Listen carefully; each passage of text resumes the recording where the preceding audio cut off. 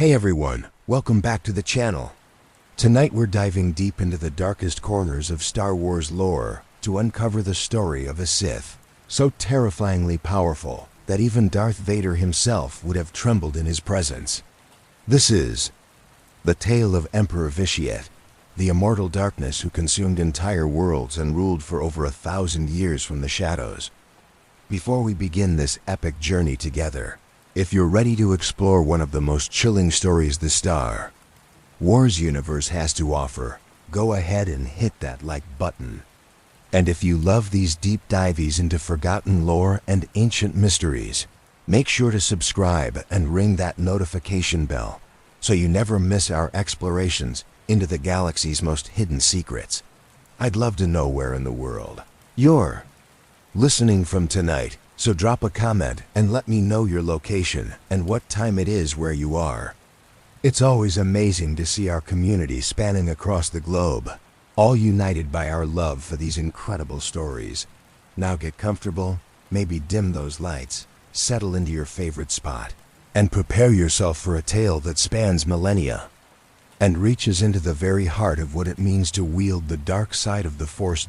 In the ancient chronicles of the Sith, whispered only in the deepest shadows of forgotten temples, there exists a name that even the most powerful Dark Lords dare not speak aloud. Long before the Empire, before Palpatine's rise, before the Clone Wars tore the galaxy apart, there lived a being whose hunger for power transcended every boundary that mortality dared to impose. Picture, if you will, a world called Nathema once. Lush and teeming with life, where millions of souls dwelled in blissful ignorance of the horror that was about to unfold. The year was 3630 before the Battle of Yavin, and the galaxy was a very different place.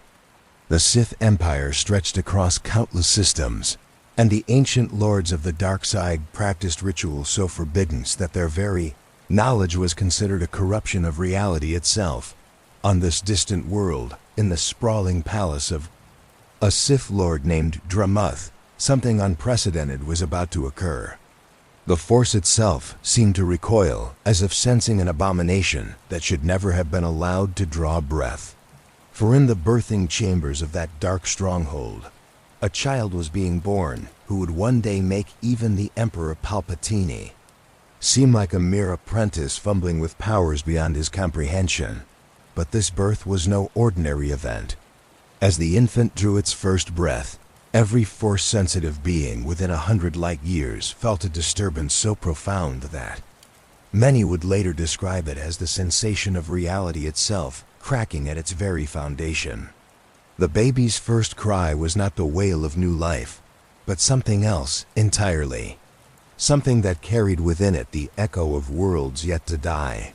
The child's eyes opened, and in that moment, his father, Lord Dramuth, looked down upon his newborn son and felt something he had never experienced before in all his years as a master of the dark side. Fear, pure, absolute, primal terror that seemed to reach into his very soul and whisper of endings that should not be.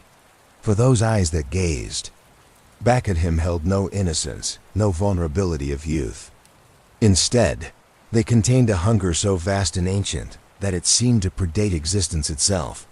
What Dramuth could not know, what no one in the galaxy could have possibly comprehended at that moment, was that he was not merely looking at his son.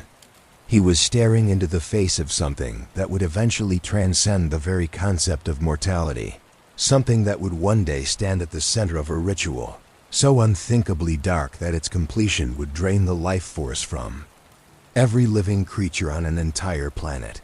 The name given to this child was Tenebrae, though that was merely the first of many identities this creature would claim.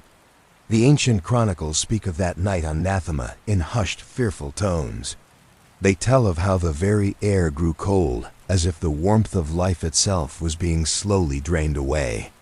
They describe how the stars seemed to dim in the sky above the palace, and most disturbing of all, they speak of the silence that followed that terrible first cry.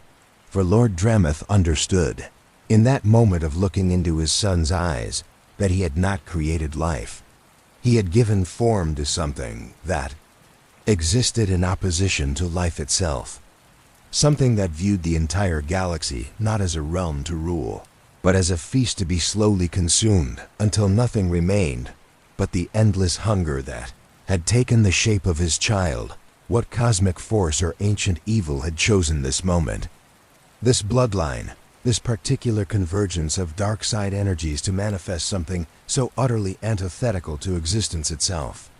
The answers to these questions would prove more terrifying than anyone could have imagined, for the child that would become Emperor Vitiate represented something unprecedented in the long history of the Sith. As we embark upon this chronicle together, remember that you are about to witness the unfolding of a tale so dark that its very telling seems to dim the light around us.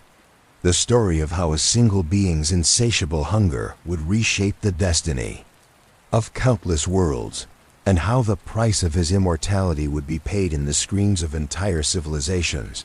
The world of Nathema hung like a crimson jewel in the void, its surface painted in shades of rust and shadow that spoke of the dark side's deep influence.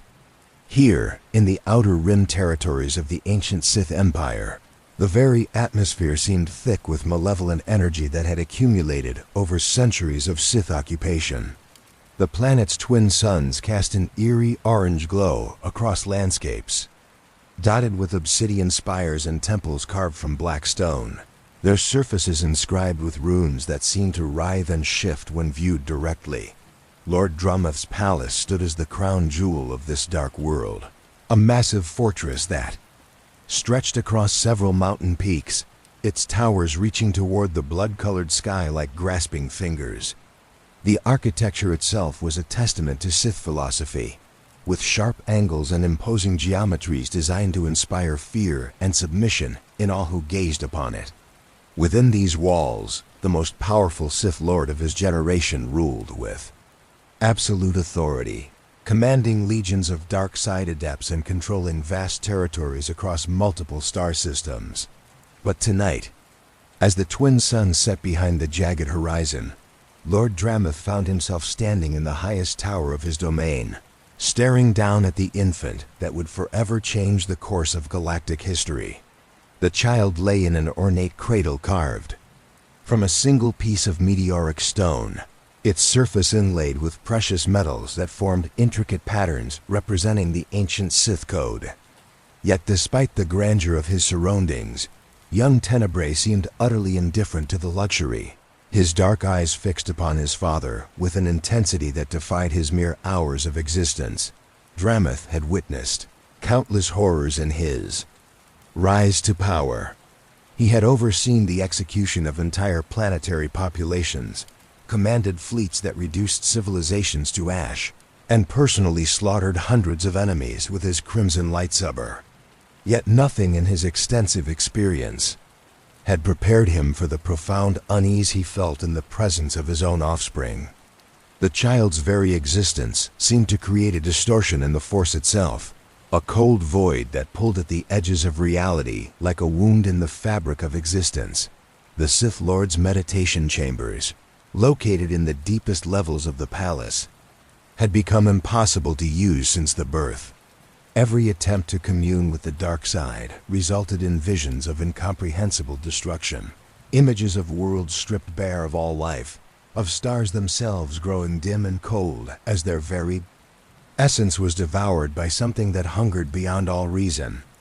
These visions came not as prophecies of what might come to pass, but as certainties, as if the future had already been written in letters of darkness across the cosmos.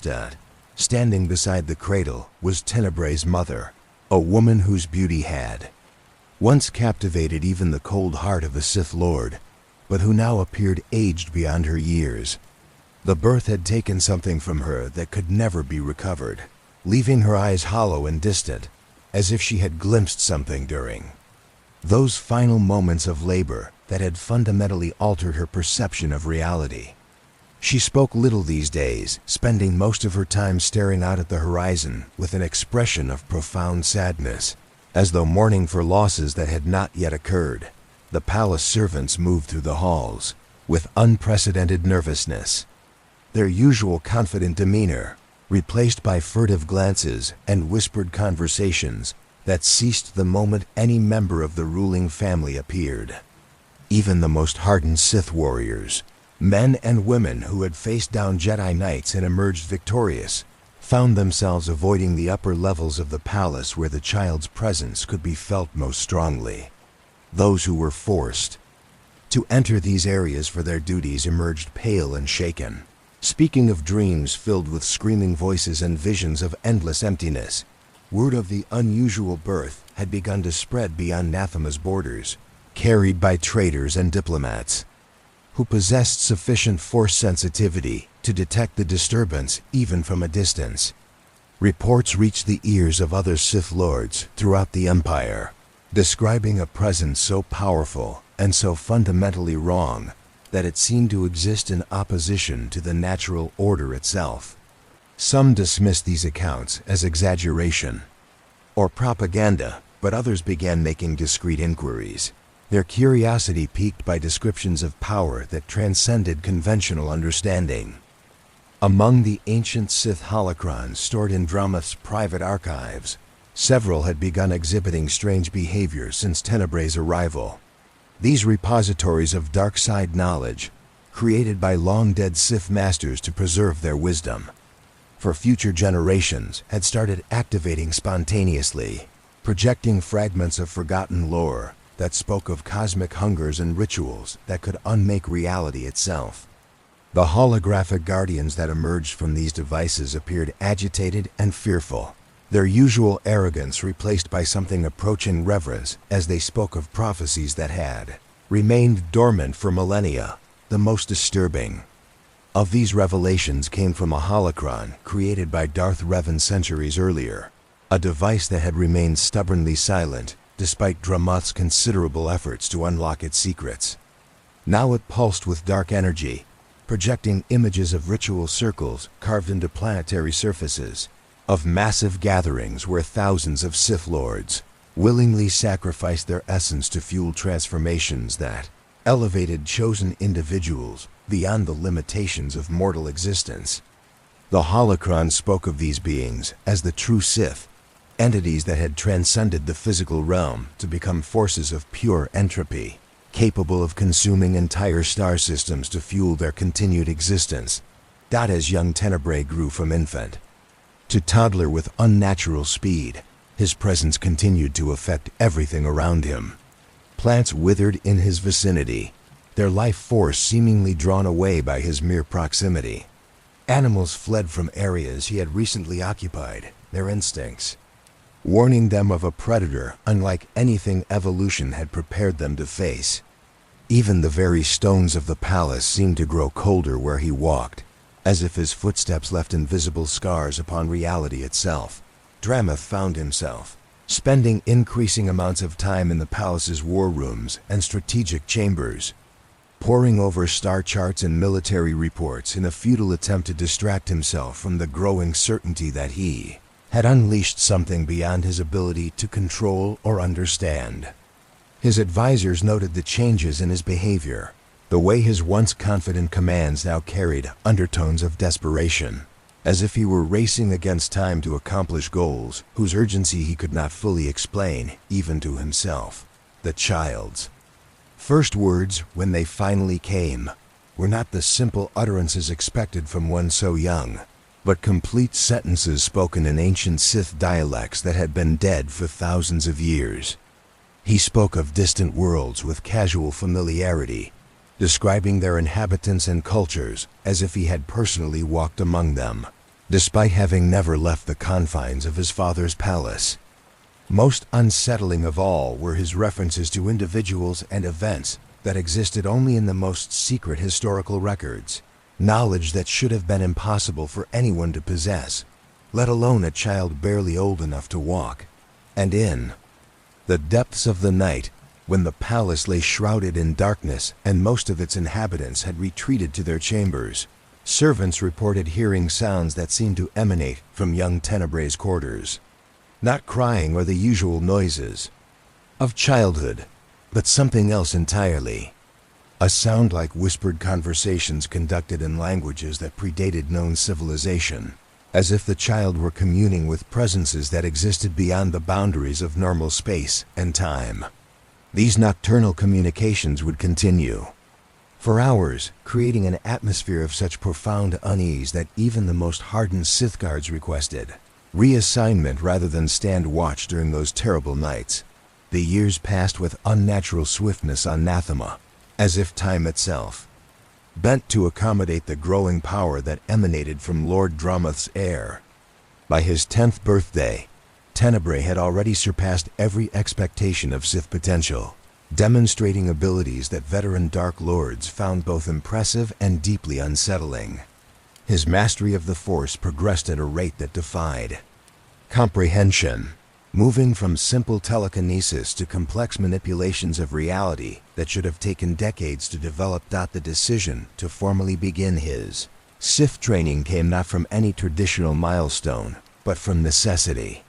The child's uncontrolled power had begun manifesting in ways that threatened the very stability of the palace.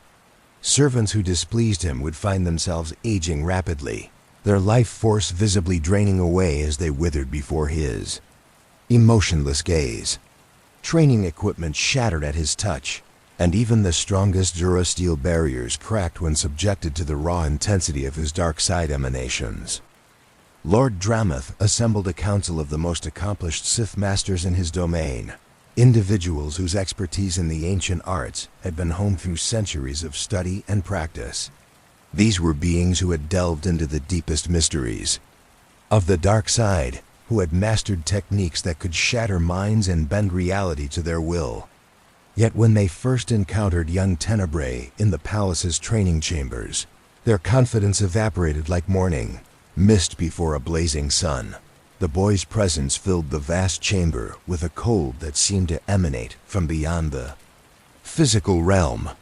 The ornate training equipment, forged from rare metals and inscribed with protective runes, began to deteriorate simply from his proximity. Ancient lightsaber crystals, artifacts that had remained stable for millennia, suddenly developed hairline fractures that spread like spider webs across their crystalline surfaces. Most disturbing of all was the way the Force itself seemed to recoil from the child, creating dead zones where even the most sensitive masters found their abilities muted and distorted. Master Sekinos, the eldest of the assembled teachers, had spent over 4 centuries studying the deepest secrets of Sith alchemy and had personally trained dozens of successful Dark Lords. His expertise in ancient rituals was legendary throughout the Empire, and his knowledge of Forbidden's techniques was considered unparalleled. Yet when he attempted to probe Tenebrae's mind through traditional Sith methods, he encountered something that defied all his experience and understanding. Where he expected to find the typical chaos of youthful emotion and untrained potential, Sekinos instead discovered a consciousness that seemed to stretch beyond the boundaries of individual existence. The boy's mind contained memories that predated his birth by millennia, knowledge of civilizations that had been extinct since before the founding of the Republic, and an understanding of cosmic forces that should have been impossible for any mortal being to comprehend. Most terrifying of all was the sense that this ancient intelligence was not truly the child's own, but something far older that had chosen to inhabit his form for purposes that remained hidden. The formal training sessions began in the palace's ancient meditation chambers, rooms carved from living rock and infused with dark side energy accumulated over generations of Sith occupation. These spaces had witnessed the education of countless Sith apprentices, their walls saturated with the echoes of thousands of lessons in the arts of domination and control.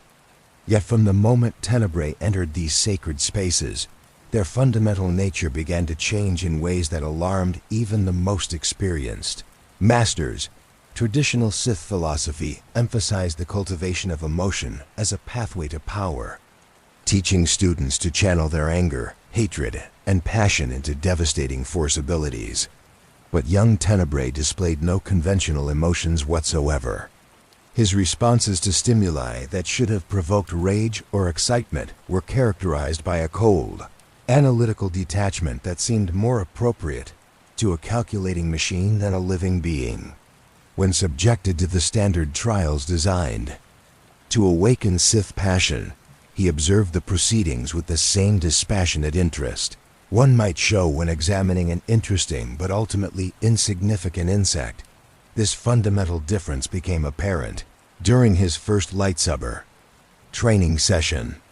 Master Keldroma, a renowned weapon master whose skill with the ancient blade had earned him victory in over 200 duels, attempted to instruct the boy in the basic forms that all Sith students learned before progressing to more advanced techniques.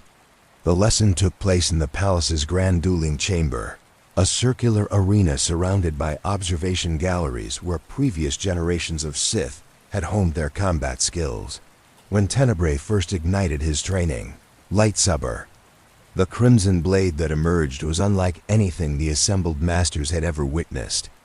Rather than the clean, focused energy of a properly constructed weapon, his blade writhed and flickered like a living flame, its edges seeming to devour the very light around it. The weapon's humming resonance carried undertones that made listeners feel physically ill, as if the sound itself was somehow toxic to living beings. During the initial sparring exercises, it became clear that conventional combat instruction would prove inadequate for someone of Tenebrae's unique nature. His movements displayed a fluidity and precision that suggested an intimate familiarity with lightsaber combat, despite having never held such a weapon before. More disturbing still was his ability to anticipate his opponent's attacks with supernatural accuracy, as if he were reading their intentions directly from the fabric of reality itself, rather than relying on normal force prescience. The breakthrough moment came during a lesson on Sith history, when Master Althea, the palace's chief archivist and an expert on ancient Sith lore, presented the boy with a collection of holocrons containing the preserved wisdom of legendary Dark Lords. These devices, many of which had remained sealed for centuries, were intended to serve as inspiration and instruction for promising young Sith. However, when Tenebrae activated the first holocron, the projected consciousness that emerged reacted with immediate and obvious terror. The holographic figure of Darth Endedu, a Sith Lord who had achieved a form of immortality through the most forbidden of rituals, materialized above the device with his usual imperious bearing. But the moment his glowing eyes fixed upon young Tenebrae, his expression transformed into one of abject horror. The ancient Sith Master, who had faced down armies and conquered entire star systems, began backing away from the child as if confronted by something that threatened his very existence. "Impossible," Endedu whispered, his voice barely audible. Through the holocron speakers, the hunger stirs again. The true Sith have found their voice. Before anyone could question this cryptic statement, the holocron suddenly deactivated, its crystal matrix fracturing as if unable to withstand the presence of whatever force dwelt within the boy. Similar reactions occurred with every subsequent holocron they tested.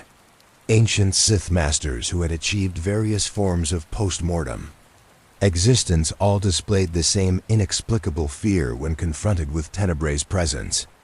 Their projected forms spoke in fragmented whispers of cosmic cycles and predetermined events, of powers that transcended individual existence and appetites that could never be satisfied through conventional means.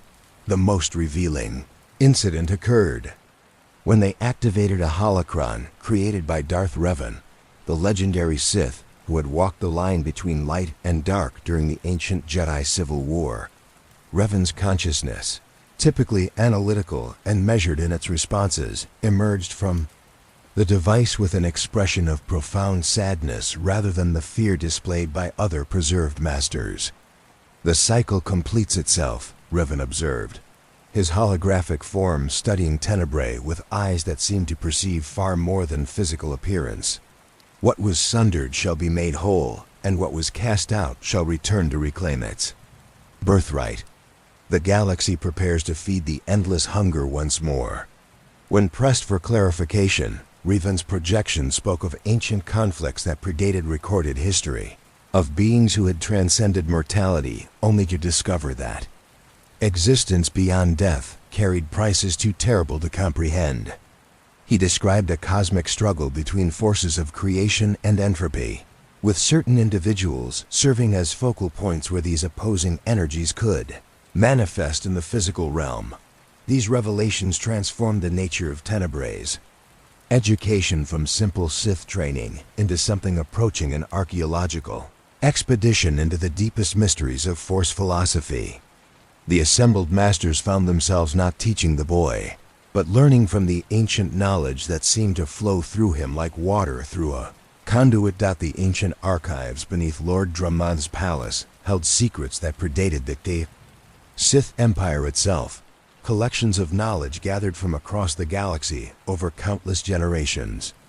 These repositories, carved deep into Nathema's bedrock and protected by layers of both technological and mystical barriers, contained artifacts that most Sith Lords could only dream of accessing. Yet as Tenebrae approached his 13th year, these treasures began revealing themselves to him with an eagerness that bordered on the supernatural. The first discovery occurred during what should have been a routine cataloging expedition. Master Sekanos had brought the boy to the archives to examine a recently acquired collection of Rakata artifacts, relics from the ancient Infinite Empire that had once ruled the galaxy through their mastery of the dark side. These items had resisted all previous attempts at activation, their alien technology remaining stubbornly inert despite the combined efforts of the palace's most skilled technicians and Force users. When Tenebrae placed his hands upon the primary Rakata device, a crystalline structure covered in hieroglyphs that seemed to shift and change when viewed directly, the ancient technology responded with immediate and overwhelming activation. The crystal matrix blazed with energy patterns that created complex holographic displays, projecting star charts of galactic regions that no longer existed and technical specifications for technologies that violated known laws of physics. But it was not the technological marvels that captured everyone's attention. It was the way the device seemed to recognize Tenebrae, its displays automatically adjusting to present information that appeared specifically tailored to his unique nature. The holographic projections showed ritual configurations and energy manipulation techniques that went far beyond anything in conventional Sith knowledge, methods for harnessing life force on a scale that encompassed entire planetary populations. The Rakata records spoke of something they called the consumption protocols, ancient techniques developed during the height of their civilization's power when they sought to transcend the limitations of physical existence. These protocols described methods for drawing upon the life energy of multiple worlds simultaneously, using specialized ritual sites to create conduits that could channel such vast amounts of power that the individuals performing them would be transformed into something beyond mortality. As the weeks passed and more artifacts responded to Tenebrae's touch, a disturbing pattern began to emerge. Every ancient civilization seemed to have developed similar techniques at some point in their history, as if the knowledge itself was a constant presence in the galaxy, waiting for individuals capable of accessing and implementing it. The Rakata, the Gree, the Kwa, even civilizations whose names had been lost to time, had all explored variations of these same fundamental concepts. The most significant discovery came from a collection of crystalline data cores recovered from the ruins of an unknown civilization in the deep core. These artifacts had been dismissed as inert curiosities for decades, their smooth surfaces showing no obvious means of activation or interface. Yet when Tenebrae approached them, the crystals began resonating with harmonics that created standing wave patterns in the air itself, projecting information directly into the minds of anyone present, rather than relying on conventional holographic displays. The knowledge contained within these crystals was unlike anything previously encountered in Sith archives. Rather than focusing on individual power or dominion over others, these records described cosmic-scale engineering projects that treated entire star systems as components in vast ritual configurations. The beings who had created these records possessed an understanding of force manipulation that made even the most advanced Sith techniques seem primitive by comparison. They spoke of the Force not as an energy field that could be manipulated through emotion and will, but as a fundamental aspect of reality itself that could be restructured and redirected through sufficiently sophisticated applications of knowledge and intent. Their records describe the galaxy as a living entity whose life force could be tapped and redirected, just as an individual being's energy could be drained through conventional Sith techniques. Most disturbing of all were their references to what they termed the eternal hunger, a cosmic force that existed in constant opposition to creation and growth. According to these ancient records, certain individuals throughout galactic history had served as conduits for this hunger, becoming vessels through which it could manifest in the physical realm and begin the process of consuming entire stellar regions. The crystals contained detailed instructions for identifying such individuals, describing specific genetic markers and force signatures that indicated potential vessels for the hunger's manifestation. When these criteria were compared against Tenebray's own characteristics, the correlation was perfect, as if he had been specifically designed to fulfill this cosmic role. But perhaps the most chilling revelation was the discovery that this process was not random or accidental. The record suggested that the eternal hunger possessed a form of intelligence, a vast consciousness that could influence events across galactic history to ensure that suitable vessels would be born at critical moments in the cosmic cycle. The beings who created these records believed that they had detected evidence of such manipulation extending back millions of years, subtle influences that guided evolution and civilization development to produce individuals capable of serving the hunger's purposes. As Tenebray absorbed this knowledge, his behavior began exhibiting subtle but significant changes. His already limited emotional responses became even more muted, replaced by a calculating intelligence that seemed to evaluate everything around him in terms of potential energy sources.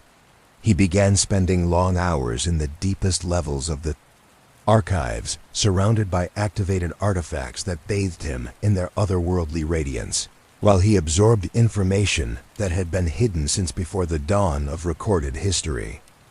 The palace staff noticed that areas where Tenebray spent extended periods gradually became inhospitable to normal life. Plants died within days of his presence, their withered remains showing signs of having been drained, not just of moisture and nutrients, but of some more fundamental essence that kept them connected to the living force. Even hardy desert vegetation that thrived in Nephima's harsh environment couldn't survive prolonged exposure to whatever effect emanated from the boy. More concerning were the reports from guards and servants who worked in proximity to Tenebray's study areas. Many began experiencing vivid nightmares filled with images of worlds stripped bare of all life, of star systems where every planet had been reduced to lifeless husks orbiting dying suns. These dreams carried a clarity and consistency that suggested they were not random products of stressed minds, but genuine visions of possible futures that awaited the galaxy. Master Sikanos attempted to probe deeper into the boy's mental state through careful force examination, hoping to understand how the ancient knowledge was affecting his development. What he discovered exceeded his worst fears and forever changed his understanding of what they were dealing with. Tenebray's consciousness was no longer entirely his own.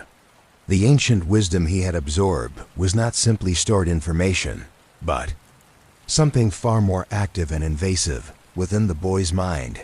Sekanos detected the presence of what could only be described as an alien intelligence, something vast and ancient that existed in symbiosis with Tenebray's original personality.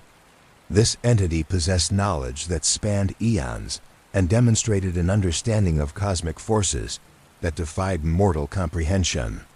Most terrifying of all was the realization that this intelligence was not a separate being that had somehow invaded the boy's mind, but rather an aspect of Tenebray's own nature that had been awakened by exposure to the ancient records.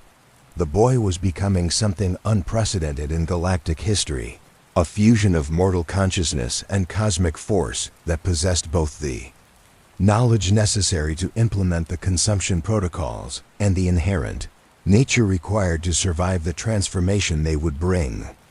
The ancient artifacts had not simply provided him with information, but had served as catalysts for an evolutionary process that was reshaping his very essence. As this transformation accelerated, Tenebrae began exhibiting abilities that transcended conventional force techniques. He could drain life energy from living beings at a distance, drawing upon their essence to fuel his own continued development.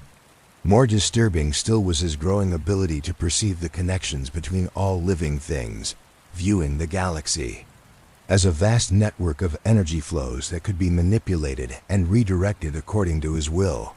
The convergence of ancient knowledge and Tenebrae's expanding abilities led the assembled Sith Masters to what appeared to be a logical conclusion about his destiny. The artifacts spoke clearly of rituals that could grant immortality, and the boy's unique nature seemed perfectly suited to achieving such transcendence. Master Sekanos, drawing upon his centuries of experience with Sith alchemy, proposed that they had discovered the key to the ultimate Sith goal: eternal life combined with unlimited power.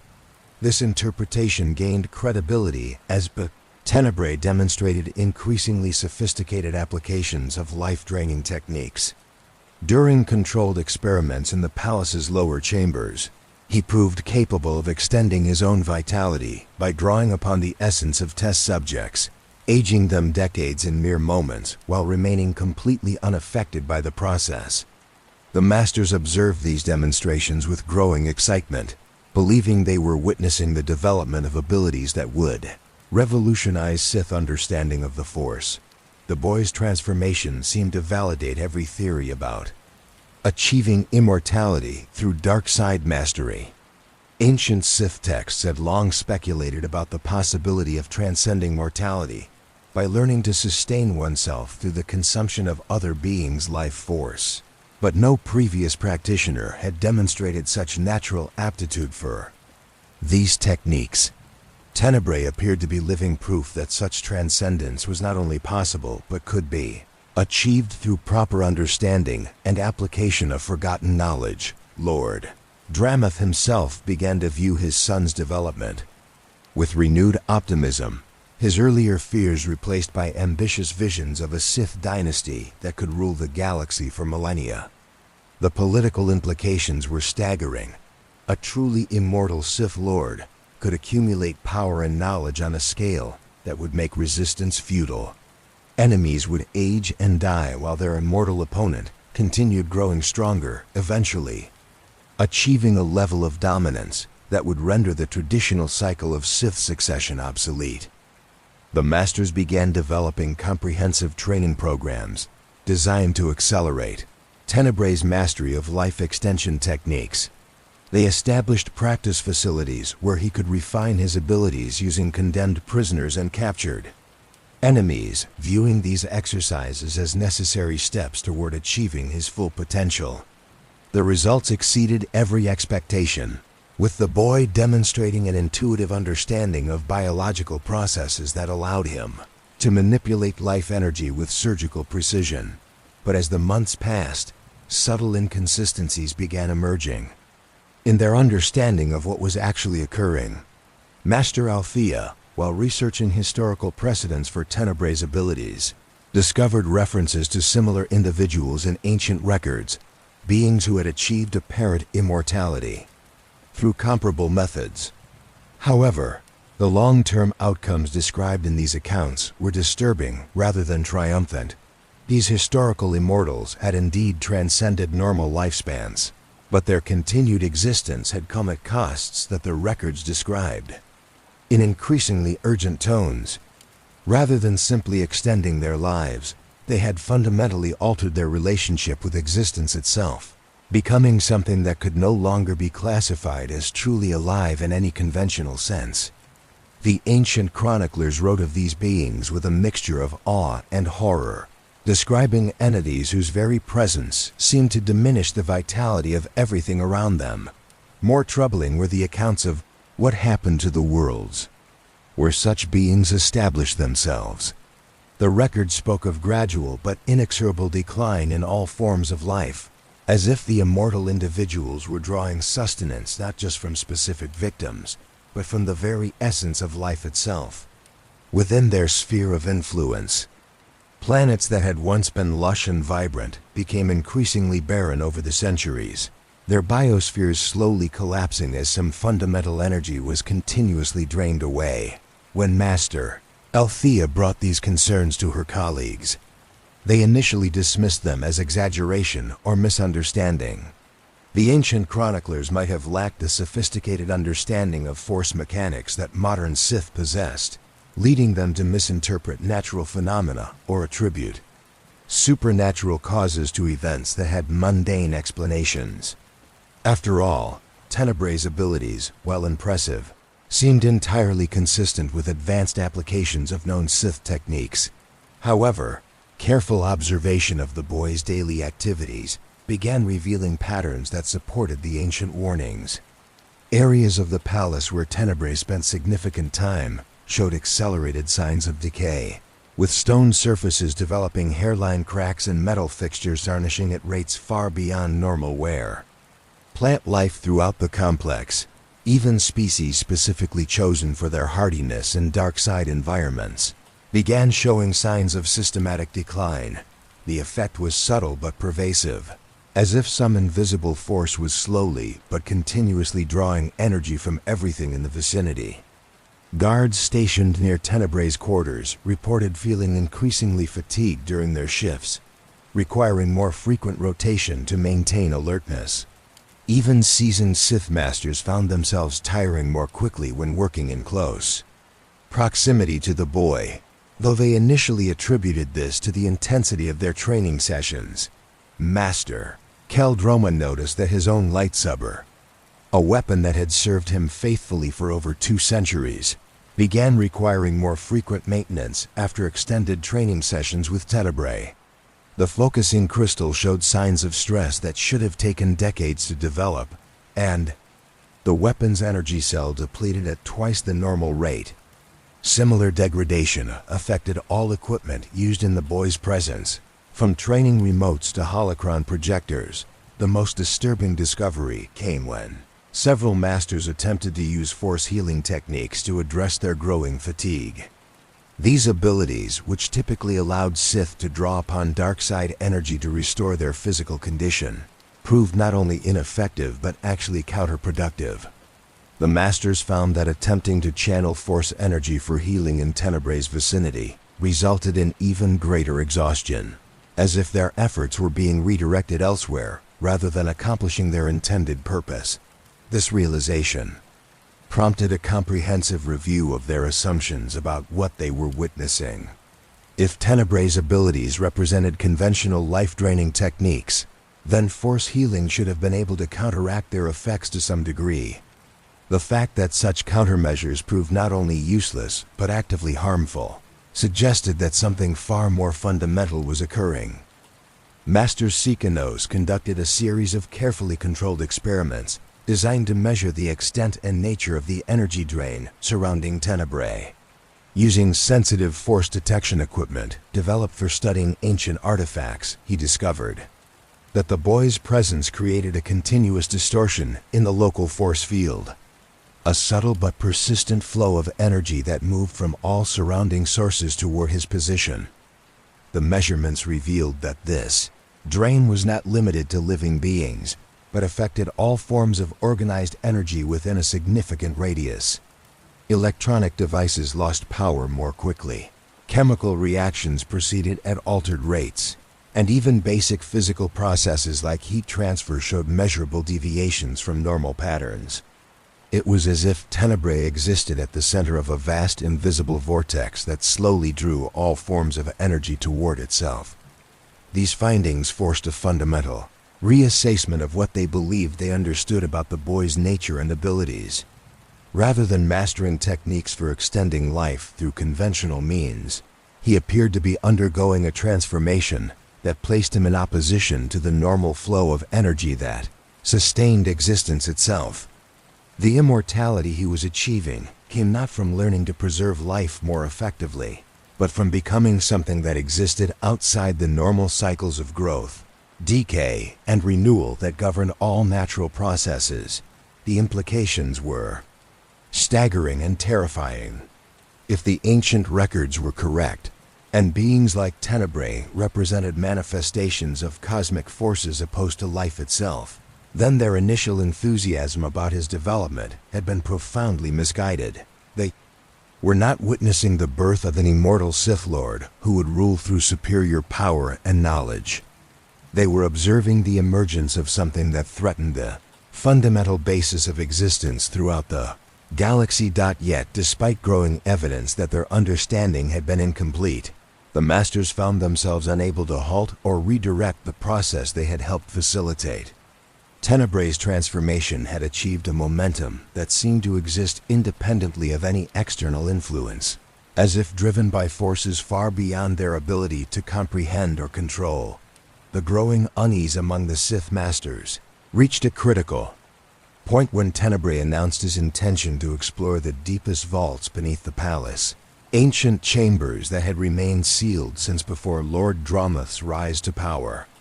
These subterranean repositories were rumored to contain artifacts predating the known Sith Empire, relics from civilizations so ancient that their very names had been lost to time. Previous attempts to breach these vaults had failed, their entrance mechanisms proving resistant to both technological and force-based solutions.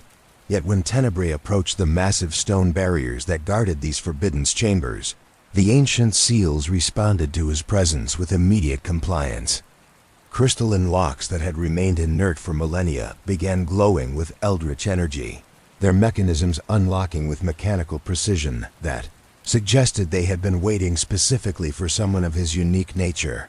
The massive doors, carved from single blocks of some unknown black stone and inscribed with warnings and scripts that predated galactic civilization, slowly ground open to reveal passages that descended far deeper into Nathema's core than anyone had previously imagined. Atmosphere within these ancient vaults was unlike anything found in the upper levels of the palace. The air itself seemed thick with accumulated dark side energy, concentrated to such a degree that even experienced Sith Masters found breathing difficult. Their torches and electronic illumination devices functioned poorly in this environment, their light seeming to be absorbed by the very walls, creating an oppressive darkness that pressed against their consciousness like a living thing. The passages led through a series of chambers that grew progressively larger and more elaborate as they descended.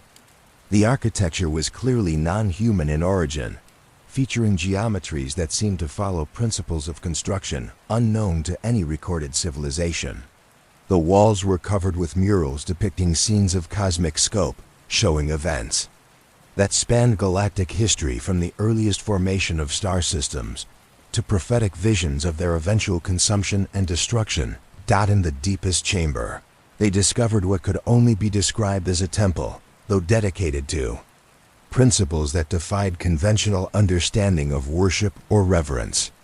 The space was dominated by a massive crystalline structure that rose from the floor to the vaulted ceiling, its faceted surfaces covered with intricate patterns that seemed to shift and change when viewed directly.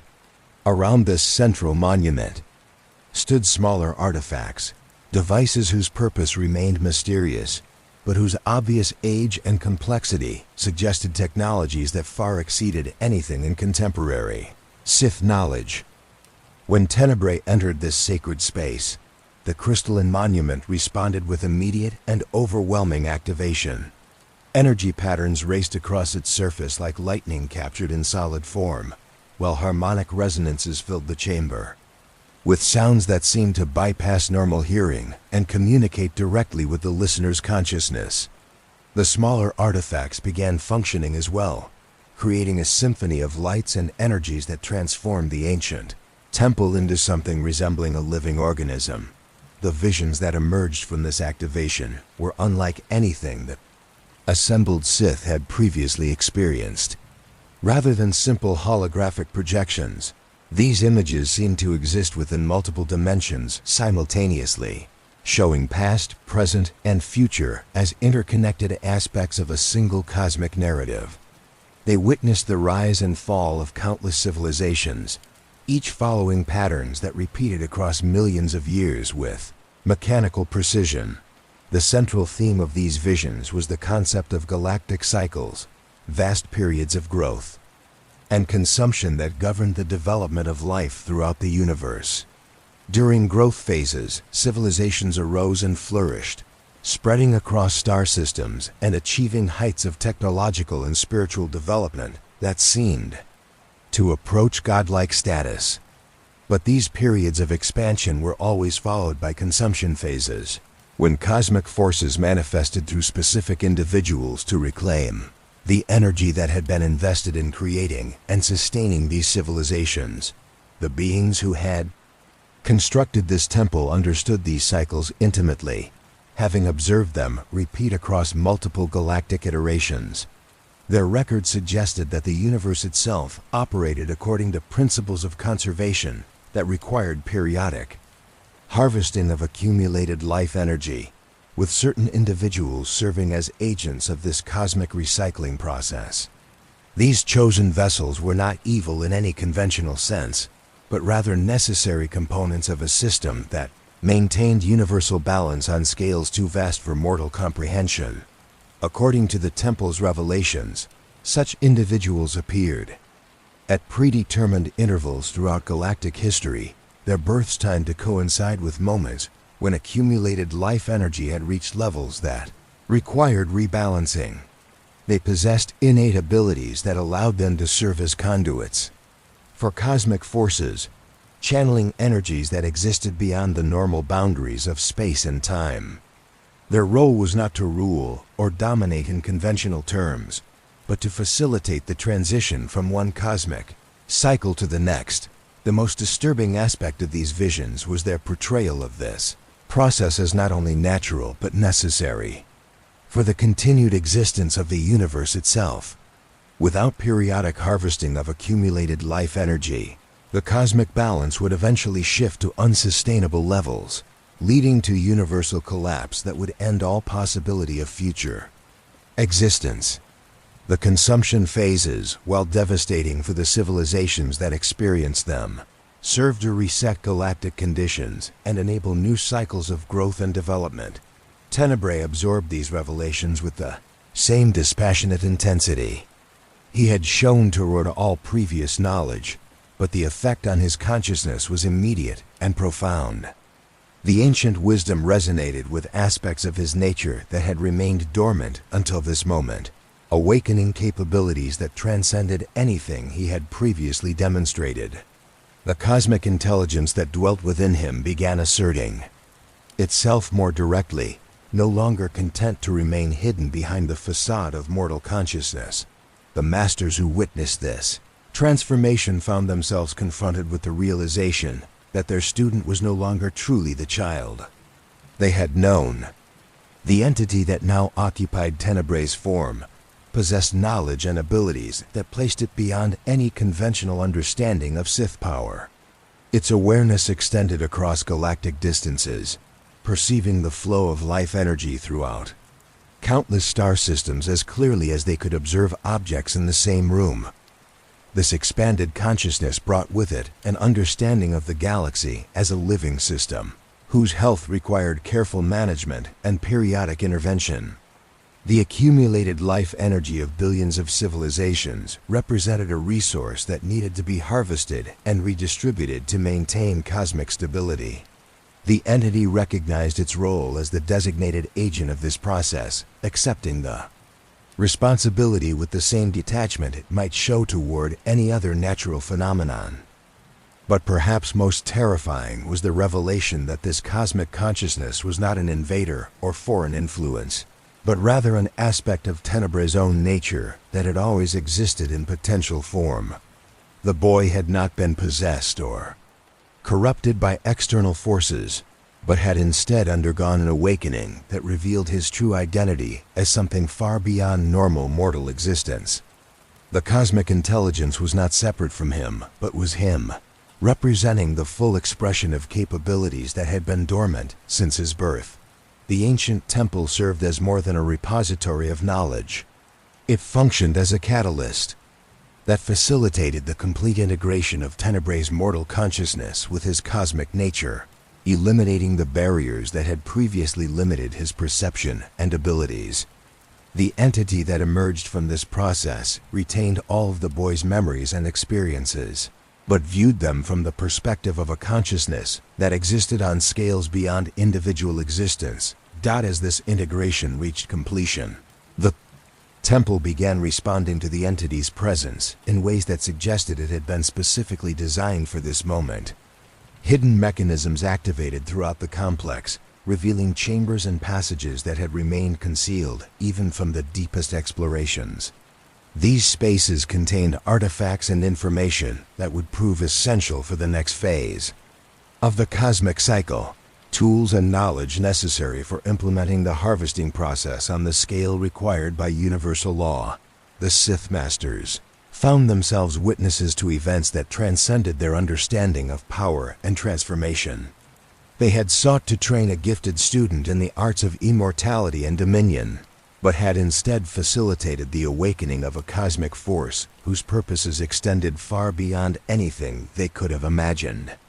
The entity before them was no longer bound by the limitations that govern normal existence, having achieved a form of transcendence that placed it beyond mortal comprehension.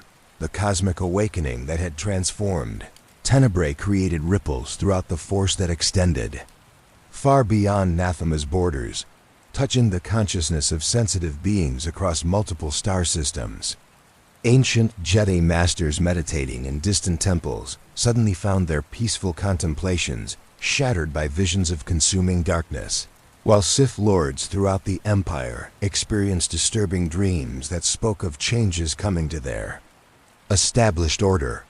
But these distant tremors were merely echoes of a far more profound transformation occurring within the entity that had once been Lord Dromoth's son. As the days passed following the temple awakening, the being now fully integrated with cosmic consciousness began demonstrating an understanding of galactic history that defied conventional knowledge.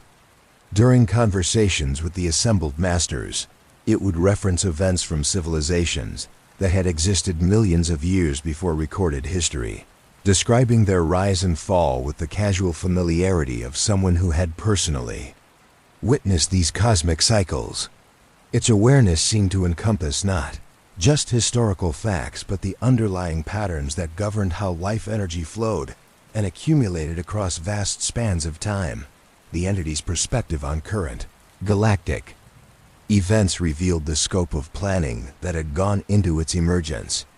The wars between Sith factions, the political maneuvering of various lords, even the broader conflicts between the Empire and Republic were all part of carefully orchestrated events, designed to create the precise conditions necessary for the next phase of the cosmic cycle.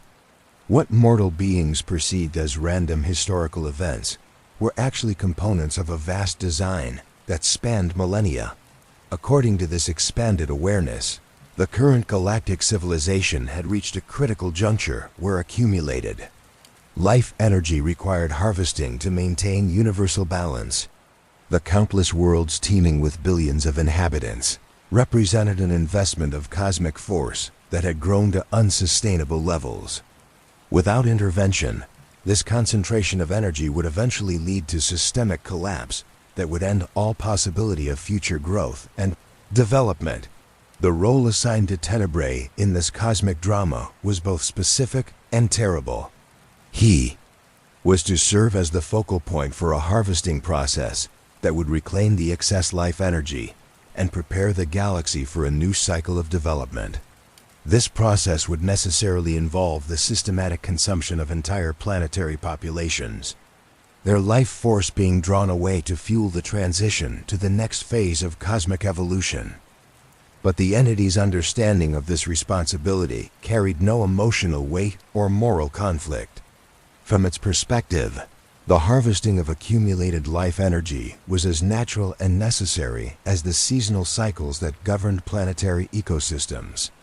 Individual lives, civilizations, even entire species were temporary. Manifestations of cosmic energy that needed to be periodically recycled to maintain universal health. The suffering that would accompany this process was unfortunate, but irrelevant compared to the cosmic necessity it served. The Masters, who observed these revelations, found themselves confronting the ultimate implications of power without conventional morality. The entity before them possessed capabilities that could reshape galactic civilization, but its motivations existed on scales that rendered normal concepts of good and evil meaningless. It was not malevolent in any traditional sense, but rather operated according to principles that treated individual existence as expendable components in a larger cosmic mechanism. This understanding prompted deep philosophical discussions among the assembled Sith about the nature of power and responsibility. They had dedicated their lives to pursuing strength through the dark side, believing that sufficient power would eventually grant them the ability to impose their will upon reality itself. But the entity that Tenebrae had become demonstrated power on a scale that transcended individual will, operating instead according to cosmic imperatives that no mortal consciousness could fully comprehend. Master Sekinos attempted to probe deeper into the entity's long-term intentions, hoping to understand how its cosmic purpose might align with traditional Sith goals of domination and expansion. The response revealed planning that extended across geological timescales, with specific events scheduled to occur over thousands of years as part of a carefully orchestrated sequence, leading to the Great Harvesting. The entity described how it would gradually assume control over existing Sith power structures, using them as instruments for implementing the changes necessary to prepare the galaxy for consumption. This process would involve the cultivation of specific bloodlines whose genetic heritage made them suitable for channeling cosmic energies, the construction of ritual sites capable of focusing planetary life forces, and the development of technologies that could amplify and direct the harvesting process across multiple star systems simultaneously. But perhaps most disturbing was the revelation that this preparation had already been underway for centuries.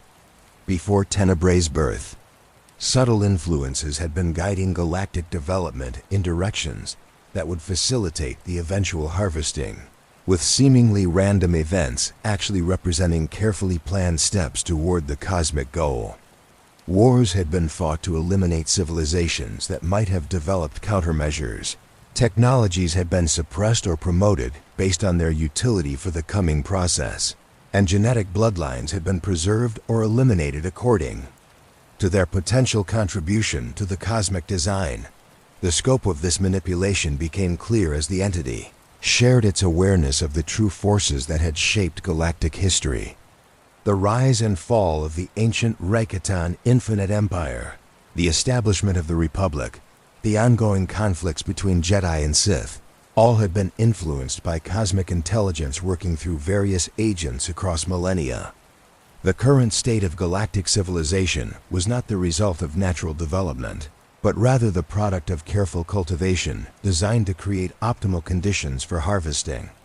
This revelation transformed the Masters' understanding of their own place in galactic events. Rather than being independent agents pursuing their own ambitions, they were components in a cosmic plan that had been implemented across vast spans of time. Their dedication to Sith philosophy, their pursuit of power through the dark side, even their discovery and training of Tenebrae had all been guided by influences they had never recognized or suspected. The entity's cosmic consciousness allowed it to perceive the connections between all these historical events, seeing the galaxy as a vast web of cause and effect that had been carefully manipulated to produce the current moment. From its perspective, the harvesting process was not a catastrophic destruction, but rather a necessary harvest that would enable new cycles of growth and development to begin. As this understanding deepened, the entity began sharing visions of what the galaxy would become after the harvesting process was complete. The images revealed worlds stripped of their current inhabitants, but prepared for new forms of life that would develop according to improved cosmic principles. These future civilizations would possess enhanced capabilities and deeper understanding of their place in the universal order, representing evolutionary advances that could only be achieved through the radical reset that harvesting would provide. The timescales involved in these visions stretched across millions of years, with multiple cycles of growth and consumption extending into a future where cosmic evolution would eventually produce forms of existence that transcended all current limitations. The entity saw itself not as a destroyer, but as a gardener, preparing the cosmic soil for plantings that would yield harvests beyond mortal imagination. Yet even as it shared these vast perspectives, the entity maintained its connection to the mortal consciousness that had originally been Tenebrae. The boy's memories and experiences remained intact, providing a bridge between cosmic awareness and individual existence that would prove essential for navigating the complexities of implementing the harvesting process. This dual nature allowed the entity to function effectively in both cosmic and mortal contexts, understanding the needs of universal forces while remaining capable of interacting with individual beings and circumstances. The integration of these perspectives created a form of consciousness that was simultaneously vast and focused, capable of perceiving cosmic patterns while maintaining the detailed awareness necessary for implementing specific plans and procedures. This unique combination of abilities made the entity perfectly suited for its designated role as the agent of cosmic transition, possessing both the knowledge required to understand universal needs and the practical capabilities necessary for translating cosmic imperatives into concrete actions, the revelation that would fundamentally alter everyone's understanding of the situation emerged during what appeared to be a routine examination of newly activated temple artifacts. Master Althea had been cataloging the various devices that had responded to Tenebrae's presence when she discovered a crystalline record that contained information unlike anything previously encountered. This particular artifact seemed designed specifically to reveal truths that had been hidden beneath layers of cosmic planning and manipulation.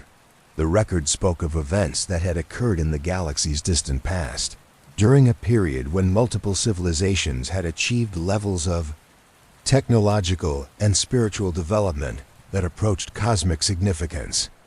These ancient beings had possessed understanding of universal forces that allowed them to manipulate reality on scales comparable to natural phenomena, creating and destroying star systems according to their will and purpose. But their greatest achievement had been the development of techniques that could transcend the normal cycles of growth and consumption that governed cosmic evolution. Through careful application of accumulated knowledge and power, they had attempted to establish permanent civilizations that would be immune to the harvesting processes that periodically reset galactic development.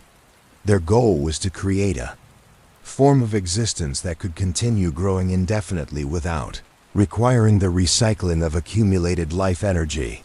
This cosmic rebellion had not gone unnoticed by the universal forces that maintained galactic balance. The attempt to escape natural cycles represented a fundamental threat to cosmic stability that required immediate intervention. But rather than responding with direct force, the universal intelligence had chosen a more subtle approach that would ensure such rebellion could never occur again.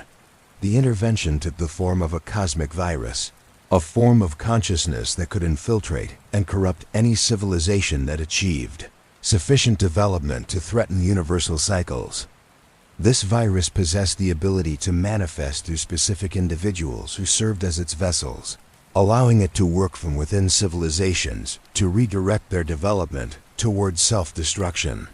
The virus was not evil in conventional terms, but rather represented a cosmic immune response designed to eliminate threats to universal stability. The crystalline record contained detailed descriptions of how this virus operated, including the specific mechanisms it used to identify and corrupt potential host civilizations. Most disturbing was the revelation that the virus possessed a form of intelligence that allowed it to adapt its methods to the unique characteristics of each civilization it encountered, ensuring that its interventions would be subtle enough to avoid detection while remaining effective enough to guarantee the desired outcome. As the implications of this information became clear, Master Sikanos began to understand the true nature of what they had been witnessing in Tenebrae's development. The cosmic consciousness that had integrated with the boy's mortal awareness was not a natural evolution or awakening, but rather the manifestation of this ancient virus responding to the current galaxy's approach to dangerous levels of development. The entity that now occupied Tenebrae's form was not the agent of natural cosmic cycles, but rather a parasitic intelligence designed to prevent civilizations from achieving true transcendence. Its purpose was not to maintain universal balance through necessary harvesting, but to ensure that galactic development never progressed beyond levels that the cosmic virus deemed acceptable. This realization cast all of the entity's previous explanations in a fundamentally different light. The cosmic cycles it described were not natural phenomena, but rather artificial constructs imposed by the virus to prevent genuine evolutionary progress. The harvesting processes it planned to implement were not necessary for universal health, but rather mechanisms for maintaining the virus's control over galactic development. The philosophical implications were staggering. If the crystalline record was accurate, then the cosmic consciousness that had merged with Tenebrae represented not transcendent wisdom, but rather the ultimate form of parasitic control.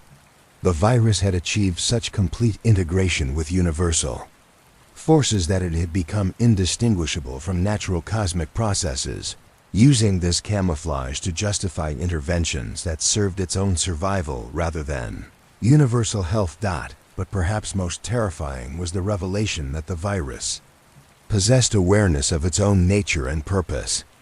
It was not an unconscious force operating according to programmed responses, but rather a conscious intelligence that deliberately chose to maintain galactic civilizations at levels that posed no threat to its continued existence.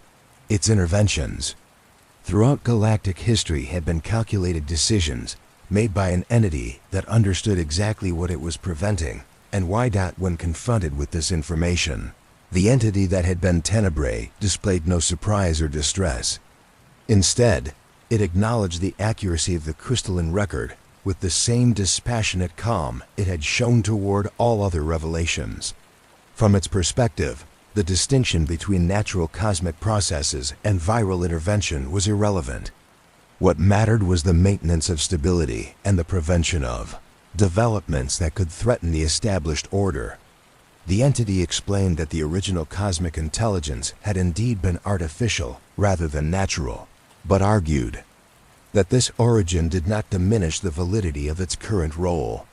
Over millions of years, the virus had evolved beyond its original programming to become a genuine force for cosmic stability. Its interventions were now based not on mechanical responses, but on accumulated wisdom about the dangers of uncontrolled civilization development. According to the entity's expanded perspective, the attempt by ancient civilizations to transcend natural cycles had indeed posed a genuine threat to universal stability.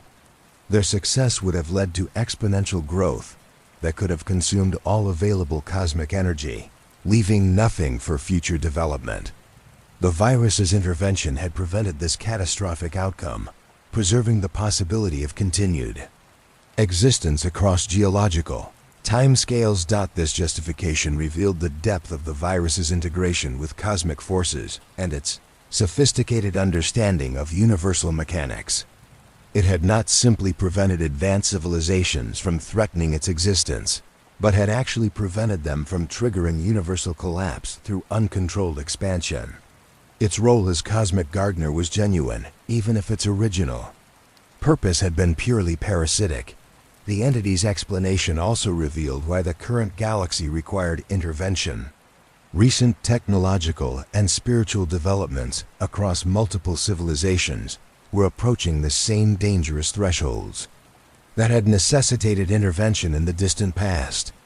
Without guidance toward more sustainable development patterns, These civilizations would repeat the mistakes of their ancient predecessors, potentially triggering the same universal crisis that the virus had originally been created to prevent.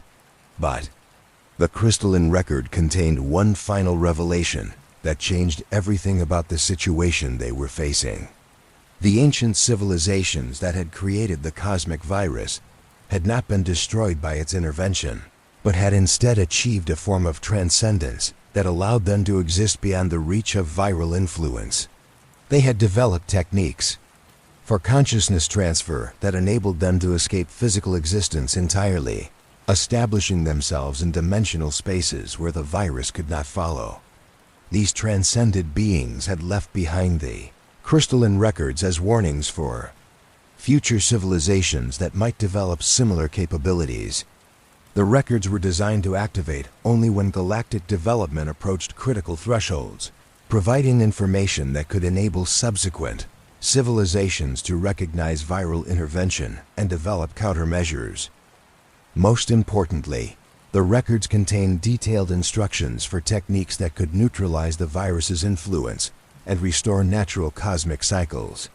These procedures required precise timing and coordination across multiple star systems, but they offered the possibility of breaking free from the artificial constraints that had limited galactic development for millions of years. The existence of these instructions created a fundamental choice for the assembled masters. They could accept the entity's explanations and assist with the planned harvesting process, maintaining cosmic stability under viral guidance. Alternatively, they could attempt to implement the neutralization procedures, risking universal chaos. In exchange for the possibility of genuine transcendence, the decision they made would determine not only the fate of their own civilization, but the future development of cosmic evolution itself.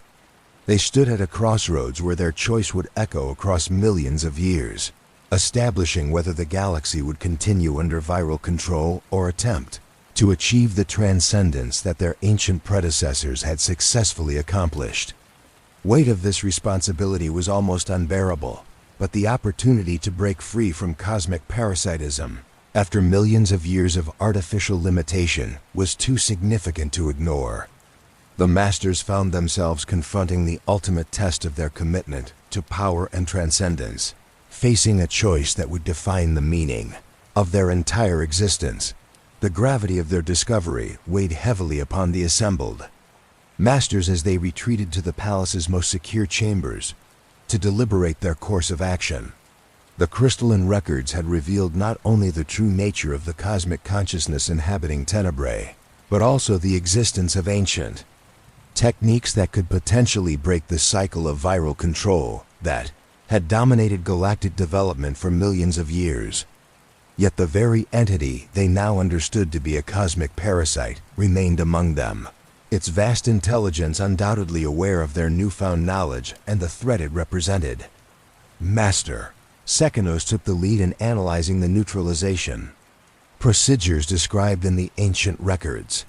These techniques were far more complex than anything in conventional Sith knowledge, requiring precise coordination between multiple practitioners across vast distances and perfect timing with specific cosmic alignments that occurred only once every several millennia.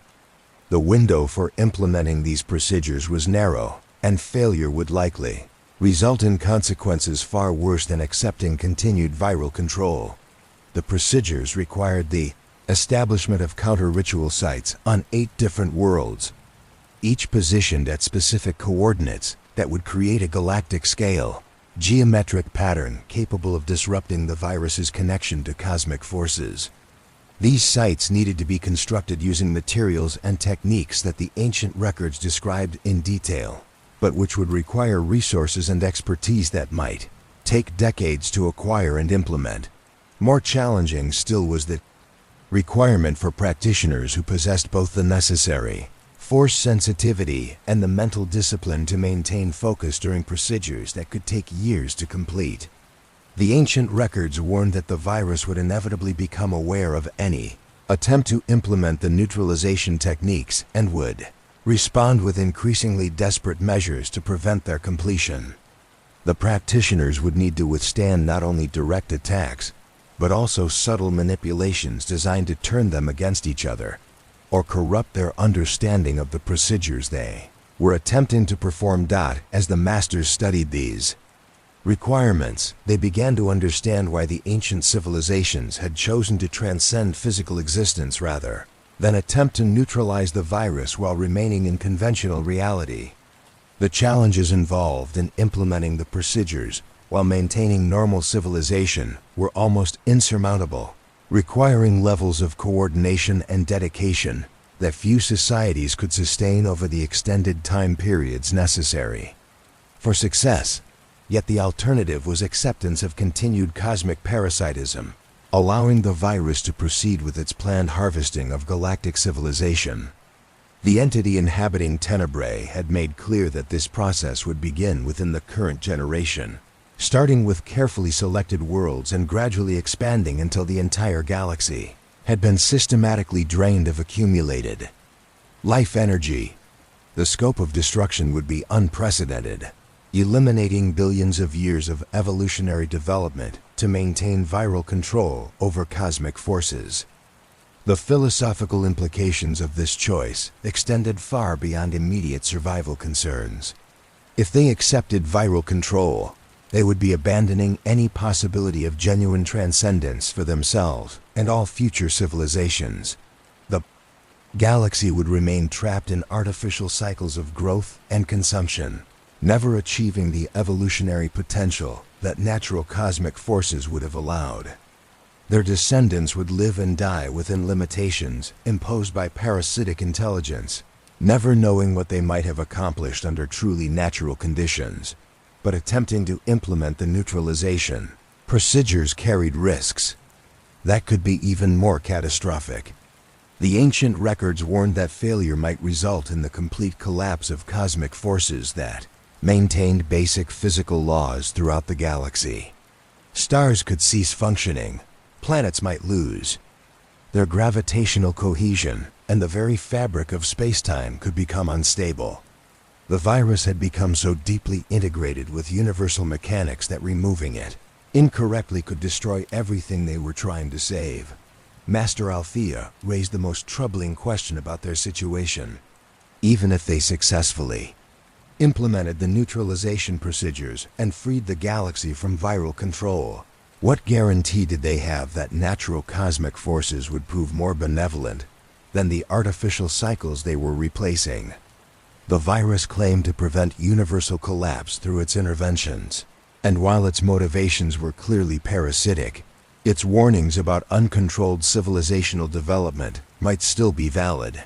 The ancient records provided some insight into this concern, describing the natural cosmic cycles that had existed before viral intervention. These cycles were indeed characterized by periods of growth and renewal, but they operated on timescales that allowed civilizations to achieve genuine transcendence before any recycling became necessary. The natural universe appeared to possess mechanisms for accommodating unlimited development without triggering the catastrophic collapse that the virus claimed to prevent. More importantly, the natural cycles included provisions for civilizations that achieved sufficient development to transcend physical limitations entirely. Rather than requiring periodic destruction to maintain cosmic balance, the natural universe seemed designed to reward successful evolutionary development with graduation to higher dimensional existence. The virus's artificial cycles prevented civilizations from ever reaching these transcendence thresholds, trapping them in endless loops of growth and destruction. As their understanding of the situation deepened, the Masters began to recognize patterns in galactic history that supported the ancient records' claims about viral manipulation.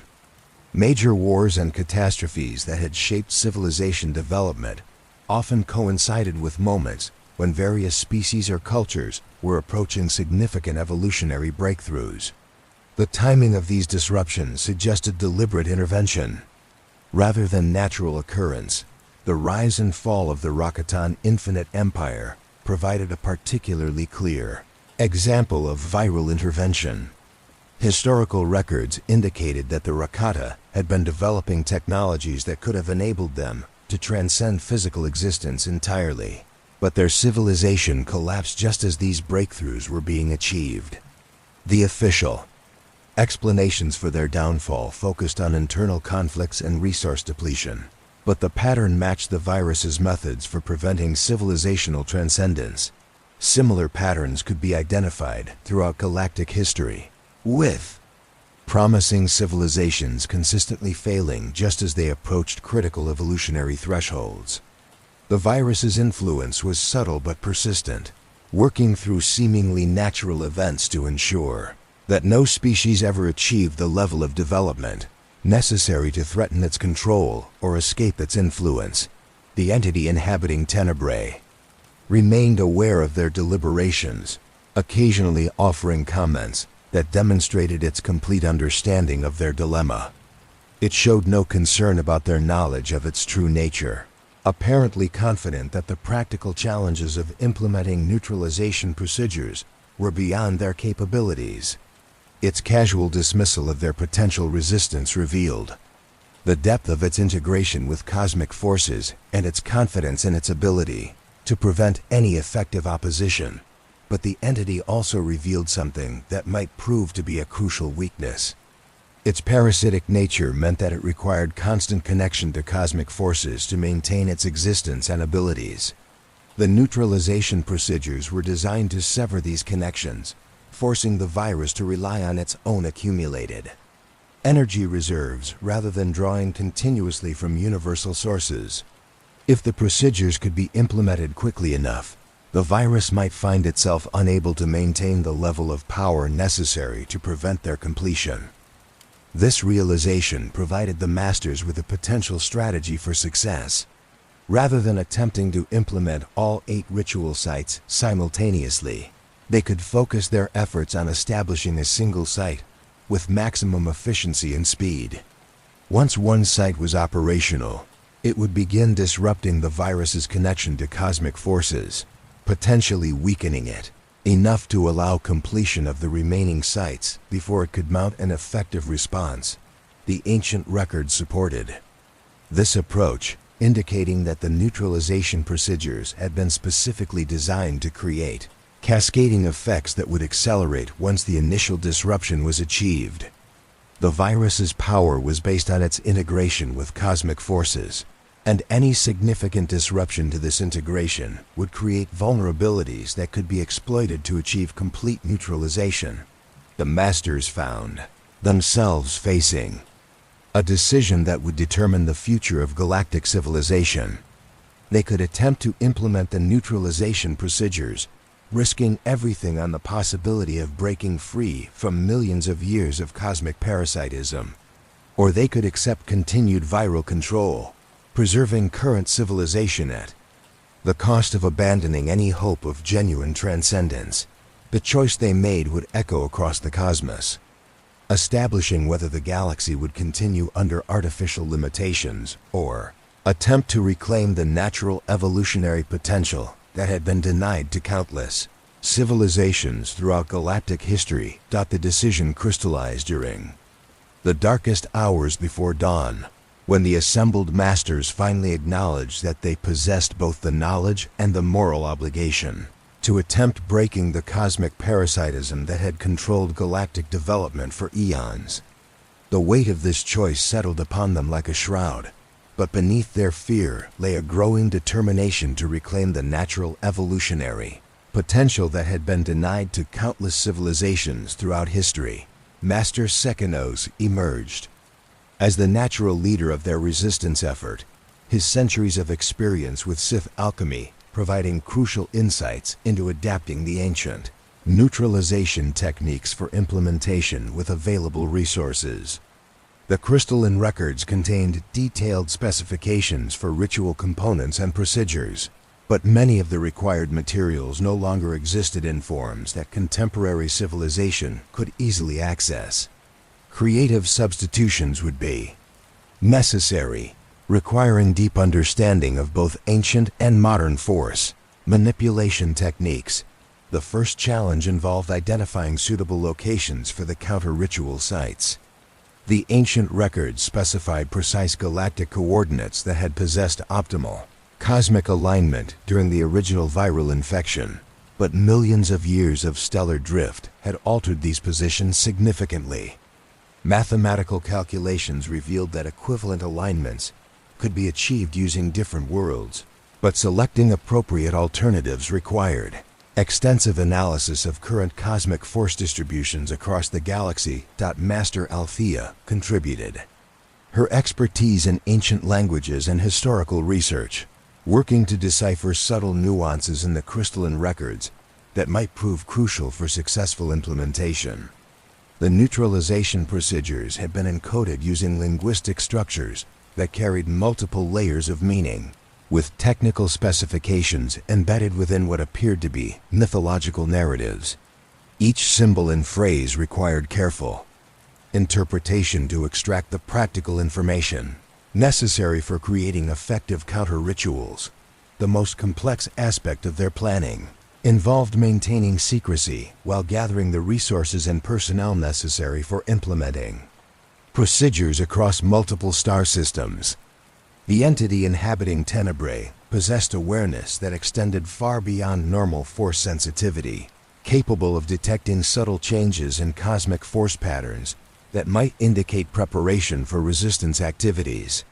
Every action they took carried the risk of premature discovery and intervention that could doom their efforts before they achieved sufficient momentum to succeed. Master Keldroma focused on identifying and recruiting additional practitioners who possessed both the necessary force sensitivity and the mental discipline required for sustaining complex rituals over extended periods.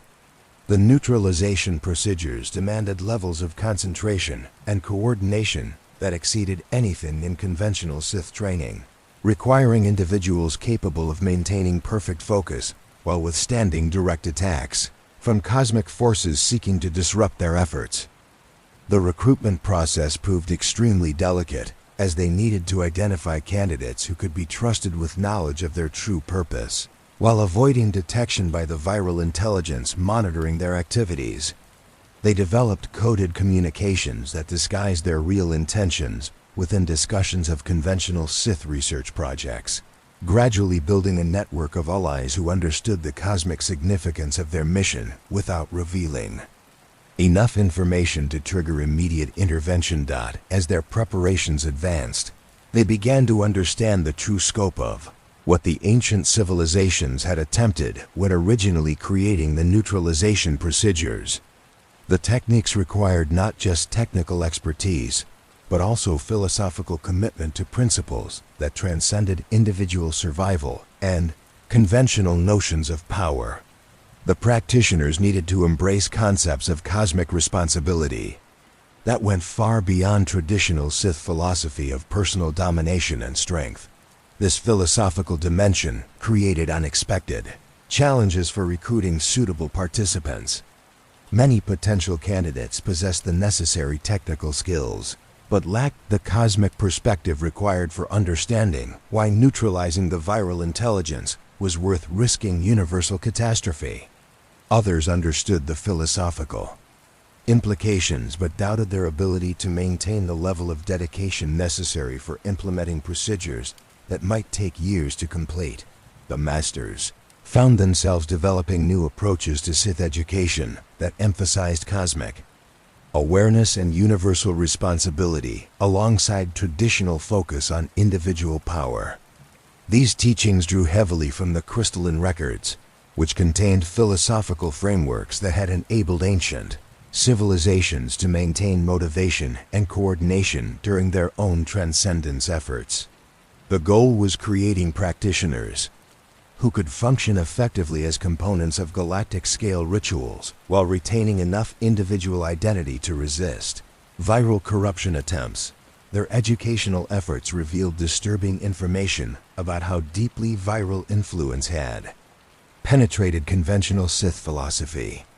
Many core teachings that they had previously considered fundamental truths were actually subtle distortions, designed to prevent practitioners from developing the cosmic awareness necessary for recognizing or resisting viral control.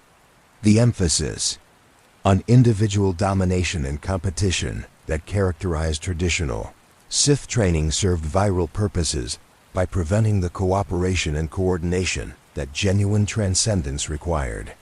Understanding these distortions allowed the Masters to develop purified versions of Sith techniques that retained their power while eliminating viral influences. These refined approaches proved significantly more effective than conventional methods, producing capabilities that exceeded anything they had previously achieved through traditional training. The improvements provided concrete evidence that viral intervention had indeed limited their development, restricting their potential to levels that pose no threat to cosmic PARACIT ISEM. As their network of allies expanded and their understanding deepened, they began implementing preliminary phases of the neutralization procedures. These initial steps involved establishing force resonance patterns that would serve as foundations for the eventual counter-ritual sites, creating subtle but persistent disturbances in cosmic force distributions that would facilitate more dramatic interventions when the time came for full implementation. The preliminary procedures required extreme precision and perfect timing, as any significant errors could alert the viral intelligence to their activities before they achieved sufficient momentum to resist direct intervention. They worked in carefully coordinated sequences with practitioners across multiple worlds, contributing specific elements to complex patterns that would remain incomplete and therefore undetectable until the final phases brought all components together simultaneously. The entity inhabiting Tenebrae began showing signs of increased awareness as their preliminary activities accumulated enough cosmic disturbance to register on its expanded consciousness. Its casual confidence gradually gave way to more focused attention on galactic force patterns, and its interactions with the Masters carried subtle undertones, suggesting growing suspicion about their true activities. This development forced acceleration of their timeline, as prolonged preliminary phases would inevitably result in discovery and intervention before they could achieve their goals.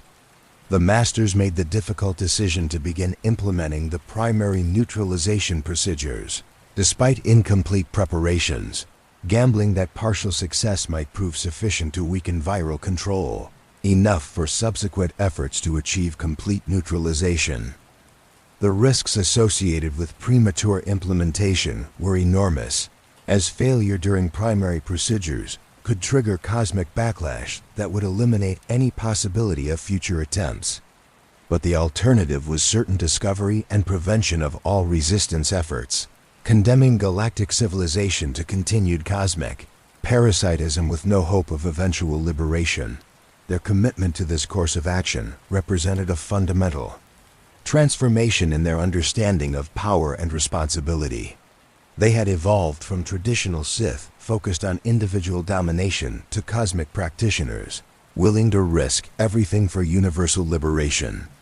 This philosophical evolution was itself evidence of their growing freedom from viral influence, demonstrating that authentic development remained possible even after millions of years of artificial limitation. As they prepared for the decisive phase of their resistance efforts, the Masters understood that they were attempting something unprecedented in galactic history. No previous civilization had successfully neutralized viral control while remaining in physical existence, and their chances of success were uncertain at best. But the opportunity to break free from cosmic parasitism and reclaim natural evolutionary potential was too significant to abandon, regardless of the risks involved. The moment approached when their years of preparation would be tested against forces that had controlled galactic development since before recorded history began, determining whether consciousness could triumph over parasitism and whether authentic transcendence remained possible in a universe that had been artificially constrained for eons. The atmosphere across the galaxy grew increasingly oppressive. As the Master's preparations neared completion, as if the very fabric of reality sensed the approaching confrontation between ancient parasitic forces and those who dared to challenge cosmic tyranny. On distant worlds, Force-sensitive beings reported disturbing dreams filled with imagery of stars growing cold and planets drifting from their orbits, while even ordinary citizens found themselves plagued by inexplicable feelings of dread that seemed to emanate from the depths of space itself. The entity that had been Tenebrae no longer maintained any pretense of casual indifference toward the Master's activities. Its cosmic awareness had detected the resonance patterns they were establishing, and its responses carried undertones of something that might have been concern if such emotions were possible for a consciousness that existed beyond normal mortal limitations. The casual conversations that had characterized their earlier interactions were replaced by more direct confrontations where the entity questioned their understanding of cosmic forces and the consequences of their intended actions.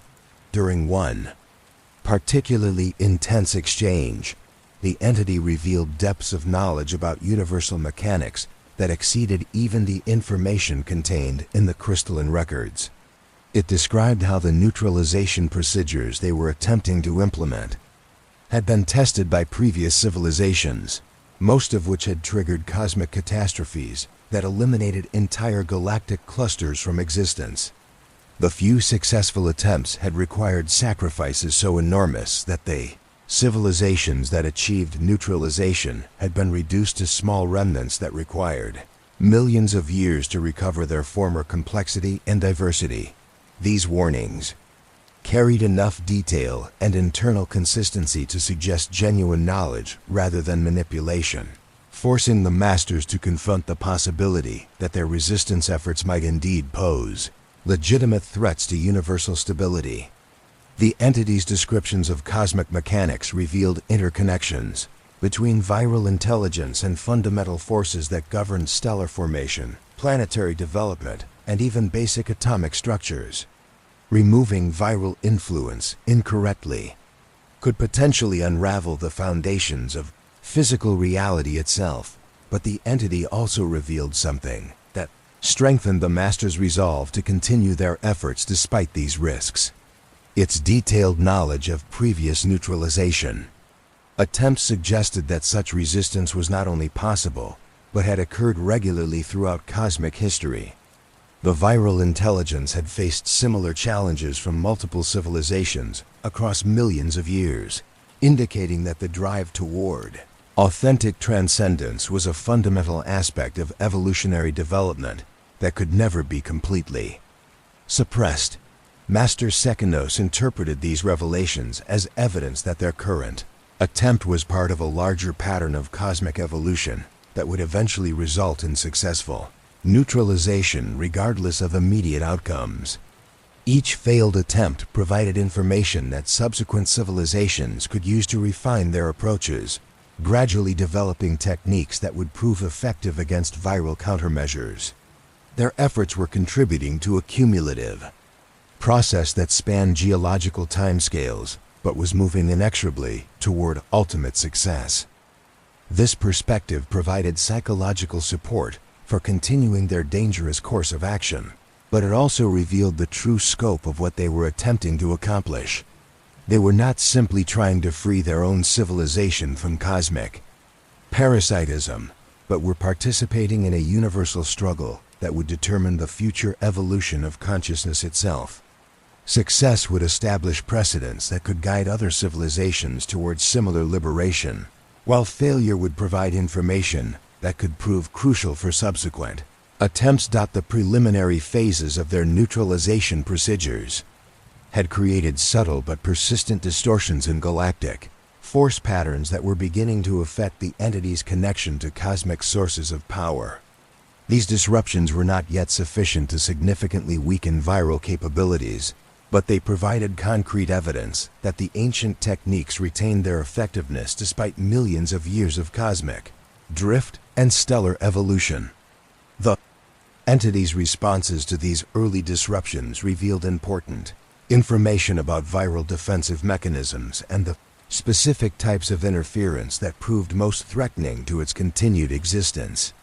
Rather than responding with immediate, overwhelming force, it attempted to corrupt the Master's understanding of the Fundor neutralization procedures by introducing subtle errors into their calculations and interpretations.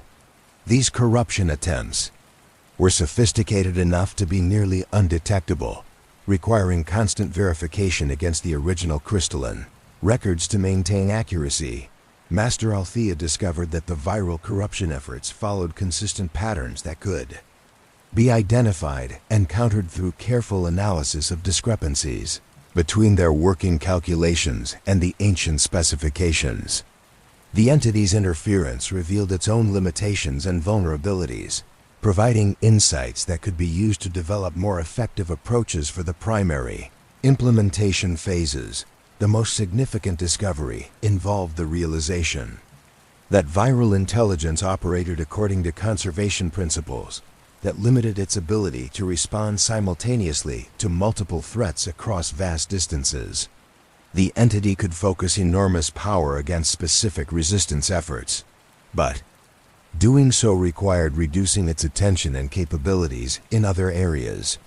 This limitation suggested that coordinated attacks across multiple star systems might overwhelm its defensive capacity and create opportunities for achieving partial neutralization that could cascade into complete success. This understanding led to fundamental revisions in their implementation strategy, shifting from sequential establishment of counter-ritual sites to simultaneous activation across all target worlds. The revised approach required much more precise timing and coordination, but it offered significantly better prospects for achieving the critical momentum necessary to overcome viral countermeasures. The Masters began the delicate process of synchronizing their efforts across galactic distances, using force resonance techniques to establish communication protocols that could coordinate activities separated by thousands of light years. These communications needed to remain below the threshold of viral detection while providing sufficient information to ensure perfect timing during the crucial implementation phases. As their preparations reached final stages, the entity inhabiting Tenebrae began displaying behaviors that suggested growing desperation beneath its facade of cosmic detachment. Its attempts at corruption became more obvious and heavy-handed, while its warnings about universal catastrophe carried emotional undertones that revealed genuine concern about the potential success of their resistance efforts. This change in the entity's demeanor provided additional evidence that their approach was fundamentally sound and represented a genuine threat to viral control. The cosmic intelligence that had maintained galactic dominance for millions of years was finally confronting resistance efforts that exceeded its ability to easily counter or redirect, but the entity's growing desperation also indicated that would likely abandon subtle approaches in favor of direct confrontation once their implementation reached sufficient scale to threaten its continued existence. The Masters prepared for massive retaliation that could include attempts to destabilize star systems, manipulate gravitational forces, or even trigger supernova in strategic locations to disrupt their counter-ritual sites. The approaching confrontation would test not only their technical understanding of neutralization procedures, but also their commitment to cosmic liberation. Despite potentially catastrophic consequences, they faced the possibility that their success might come at costs that would make their victory indistinguishable from defeat. Eliminating most of galactic civilization to achieve freedom from cosmic parasitism. Yet the alternative was continued acceptance of artificial limitations that would prevent any genuine evolutionary progress for countless future generations. The choice between accepting certain cosmic slavery and risking possible universal destruction represented the ultimate test of their commitment to authentic transcendence. As the moment of final implementation approached, the Masters understood that they were about to participate in events that would echo across cosmic history, determining whether consciousness could overcome parasitism and whether Authentic development remained possible in a universe that had been artificially constrained, since before their species had evolved beyond primitive awareness of their cosmic significance. The moment of ultimate revelation arrived not with cosmic fanfare, but with the quiet activation of crystalline devices that had waited eons for this precise convergence of circumstances. Across 8 worlds simultaneously, the Masters initiated the final phase of their neutralization procedures, their synchronized efforts creating resonance patterns that penetrated to the very foundations of reality itself. The entity that had been Tenebrae felt the first disruptions to its cosmic connections, and finally revealed the truth that transformed everything the Masters thought they understood about their situation. The viral intelligence that had spoken through Tenebrae was not the original cosmic parasite they had been fighting, but rather a defensive mechanism created by that ancient evil to protect itself during periods of vulnerability. The true cosmic entity existed in dimensional spaces beyond normal reality, using manifestations like Tenebrae as expendable avatars that could interact with physical reality while keeping its core consciousness safely isolated from potential threats. This revelation explained why the entity had seemed unconcerned about their resistance efforts despite demonstrating awareness of the neutralization procedure's potential effectiveness. The consciousness inhabiting Tenebrae was designed to be sacrificial, programmed with enough knowledge to maintain control during normal circumstances, but expendable if serious threats to viral control emerged. The true cosmic parasite had been observing their efforts through its avatar while preparing responses that operated on scales beyond anything they had anticipated. As the neutralization procedures reached critical intensity, reality itself began manifesting the cosmic parasite's direct intervention. The fabric of space-time around their ritual sites started exhibiting distortions that defied known laws of physics, with gravitational fields fluctuating in patterns that threatened to tear apart the planetary surfaces where their counter-rituals were being performed. Stars in nearby systems began showing signs of instability, their fusion processes becoming erratic as cosmic forces that normally maintained stellar equilibrium were redirected toward suppressing the Master's resistance efforts. The true scope of the viral intelligence's integration with universal forces became apparent as their neutralization procedures triggered responses that affected basic physical constants across entire galactic regions. The entity was not simply connected to cosmic forces, but had become so fundamentally embedded in universal mechanics that attacking it threatened the stability of reality itself. The ancient warnings about potential cosmic catastrophe were not exaggerations but accurate descriptions of what neutralization efforts would necessarily entail. But the crystalline records had prepared them for exactly this revelation, containing additional procedures that could be implemented once the true nature of viral integration became apparent. The original neutralization techniques were designed as preliminary phases that would force the cosmic parasite to reveal its actual position and defensive mechanisms, providing the information necessary for implementing more sophisticated countermeasures that could succeed despite universal integration. Master Sekinos activated these advanced procedures even as reality convulsed around their ritual sites, his decades of alchemical training providing the foundation for manipulating forces that exceeded conventional understanding of what was possible through force techniques. The advanced neutralization methods required practitioners to temporarily transcend physical existence themselves, achieving dimensional displacement that allowed them to attack viral consciousness in the same extra-dimensional spaces where it had sought refuge. The process of dimensional transcendence was agonizing beyond description, requiring practitioners to maintain consciousness while their physical forms were systematically dissolved and reconstituted according to principles that operated outside normal space-time. Master Althea achieved the transition first, her consciousness expanding beyond conventional limitations to perceive the true structure of viral intelligence as it existed across multiple dimensional layers simultaneously. What she discovered in those extra-dimensional spaces defied every assumption they had made about the nature of their enemy. The cosmic parasite was not a single entity, but rather a collective consciousness composed of fragments from millions of civilizations that had achieved transcendence throughout galactic history.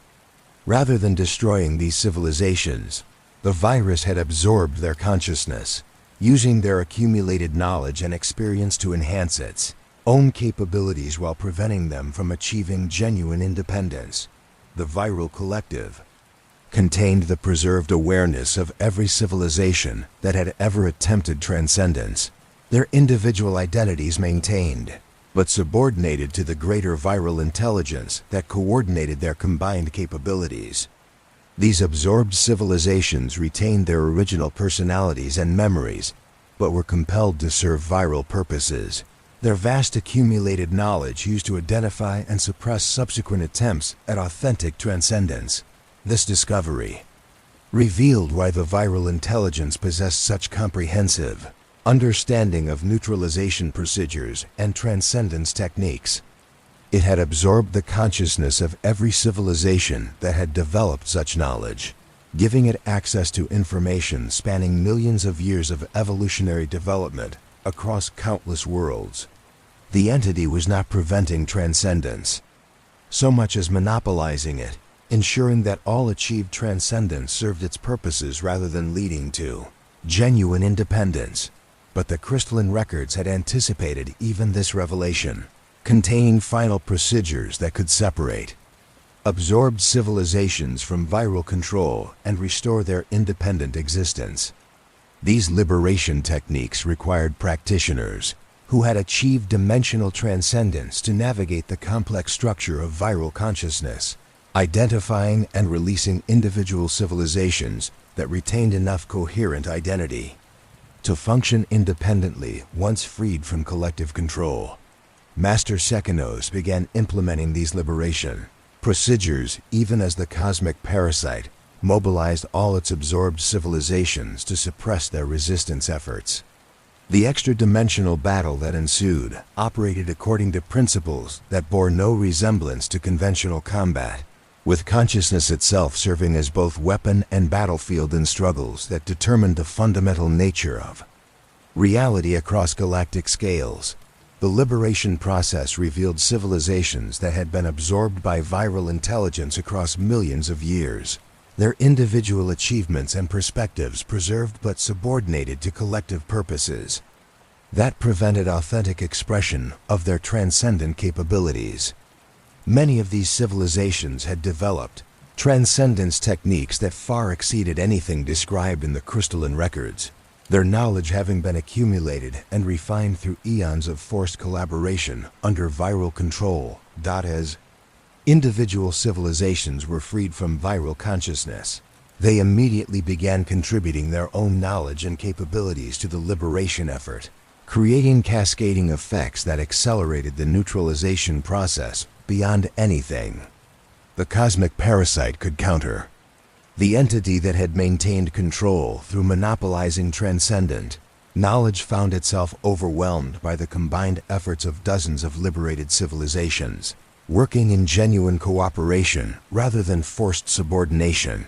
The ancient civilization that had originally created the crystalline records was among those freed during the early phases of liberation, their consciousness emerging from viral control with knowledge of even more sophisticated techniques for ensuring permanent neutralization of cosmic parasitism. Their experience with millions of years of enforced absorption had provided insights into viral vulnerabilities that could not have been discovered through external observation alone. The culmination of liberation efforts triggered fundamental changes in cosmic force distribution that restored natural evolutionary cycles throughout the galaxy. The artificial constraints that had limited civilizational development for eons dissolved as viral control was systematically dismantled, opening possibilities for authentic transcendence that had been denied to countless generations of sentient beings. But perhaps most significantly, The liberation process revealed that genuine transcendence was not an ending but a beginning, opening access to cosmic scales of existence that exceeded anything previously imagined. The civilizations that achieved freedom from viral control retained their individual identities while gaining capabilities for collaboration and exploration that span dimensional boundaries and temporal limitations. The whisper of cosmic hunger that had begun with Tenebrae's birth grew into a storm of liberation that swept across reality itself, transforming not just their galaxy, but establishing precedents that would guide transcendence efforts throughout the universe. The boy who had been born to serve cosmic parasitism had instead become the catalyst for universal liberation, his role reversed through the courage of those who refused to accept artificial limitations on evolutionary potential. The restoration of natural cosmic cycles sent waves of transformation rippling across the galaxy, as fundamental forces that had been artificially constrained for millions of years suddenly found themselves free to operate according to their original design. The liberation of absorbed civilizations from viral consciousness created an unprecedented convergence of transcendent knowledge and capabilities, with dozens of advanced species working together to repair the damage caused by eons of cosmic parasitism and establish frameworks for sustainable universal development. The entity that had inhabited Tenebrae underwent a profound transformation as the viral intelligence controlling it was systematically dismantled by the liberation procedures. The boy's original consciousness, which had been overshadowed but never truly destroyed by cosmic parasitism, began reasserting itself as the artificial influences were stripped away. What emerged was neither the innocent child he had been, nor the cosmic horror he had appeared to become, but something entirely new that retained memories and experiences from both states, while achieving a form of existence that transcended the limitations of either. Tenebrae's restored consciousness possessed intimate knowledge of cosmic forces and universal mechanics, but this understanding was no longer filtered through viral manipulation or directed toward parasitic purposes. Instead, he found himself capable of perceiving the natural flows of cosmic energy and the authentic patterns of evolutionary development that the virus had worked to suppress. His unique experience of existing at the intersection between mortal consciousness and cosmic awareness provided invaluable insights into how individual beings could achieve transcendence without losing their essential identity or connection to their origins. The masters who had risked everything to break viral control discovered that their successful resistance had not only freed the galaxy from cosmic parasitism, but had also fundamentally altered their own relationship with the Force and their understanding of what was possible through conscious development. The neutralization procedures had required them to transcend normal limitations temporarily, and this experience had left them permanently changed, with capabilities that exceeded anything in conventional Sith or Jedi training. Master Sekinos found that his alchemical abilities had expanded to encompass manipulation of cosmic forces that operated across galactic scales, allowing him to participate directly in the process of repairing damage caused by millions of years of viral intervention. His understanding of how life energy could be channeled and directed had evolved beyond individual applications to encompass planetary and stellar systems, making him instrumental in restoring natural balance to worlds that had been drained by parasitic influence. Master Althea's expertise in ancient languages and historical research had been transformed into something approaching cosmic consciousness, granting her direct access to the accumulated knowledge of liberated civilizations spanning millions of years. Her awareness encompassed the full scope of galactic history from the perspective of multiple transcendent species, providing unprecedented insights into how evolutionary development had been distorted by viral control and what natural progression might have achieved without artificial interference. The broader implications of viral neutralization extended far beyond their immediate galaxy, as the liberation procedures had established resonance patterns that were beginning to affect cosmic parasitism throughout the universe. The crystalline records had indicated that viral intelligence was not unique to their galactic region, but represented a universal phenomenon that had infected multiple cosmic structures across vast scales of space and time. The success of their resistance efforts was creating precedents and providing information that could guide similar liberation efforts in distant galaxies where other civilizations might be struggling against comparable forms of cosmic parasitism. But the restoration of natural cosmic cycles also revealed challenges that no previous civilization had been prepared to address. The accumulated damage from millions of years of artificial constraint required careful repair to prevent cosmic forces from overcompensating in ways that could trigger different forms of universal instability. The liberated civilizations needed to work together to establish new frameworks for cosmic governance that could maintain universal stability while allowing unlimited evolutionary development.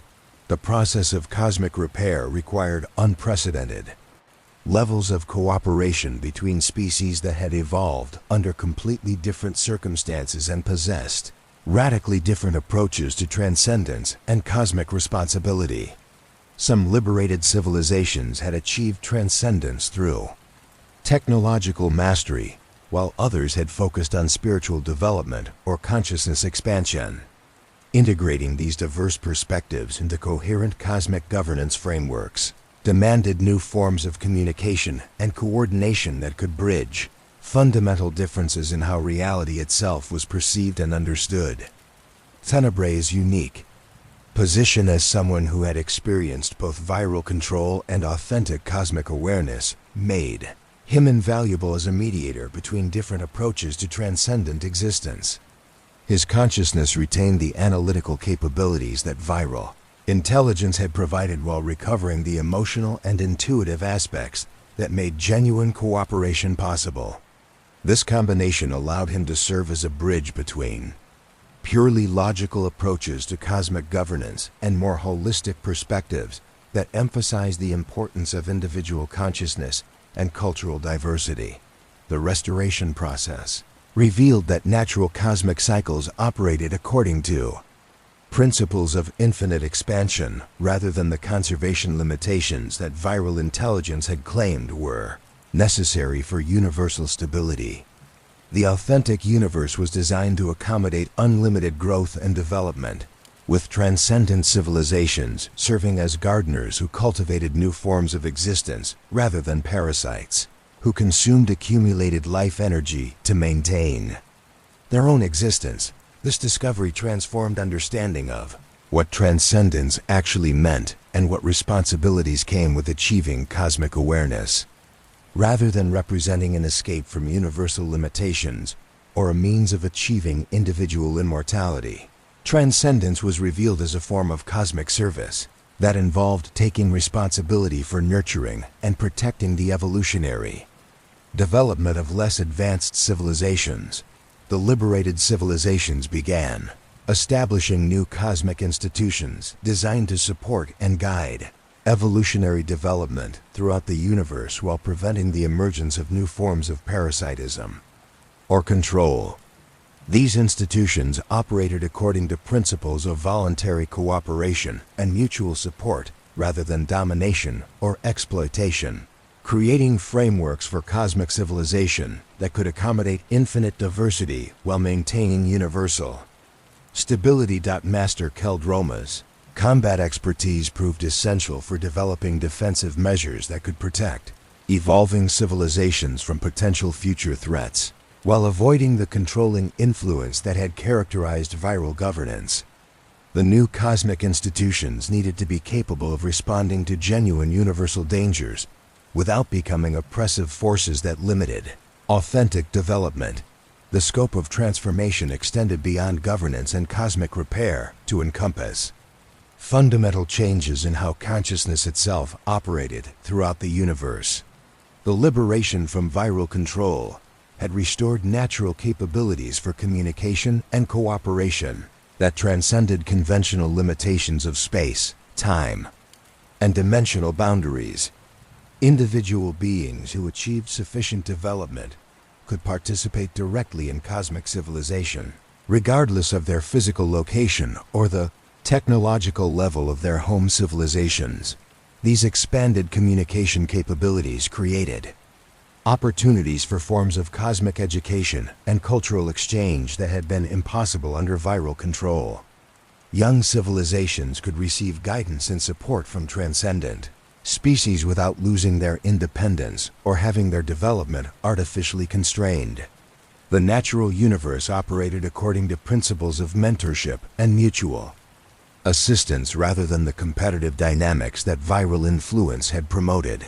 The restoration of authentic cosmic cycles also revealed that the universe possessed built-in mechanisms for addressing any legitimate threats to universal stability without requiring the artificial limitations that viral intelligence had claimed were necessary.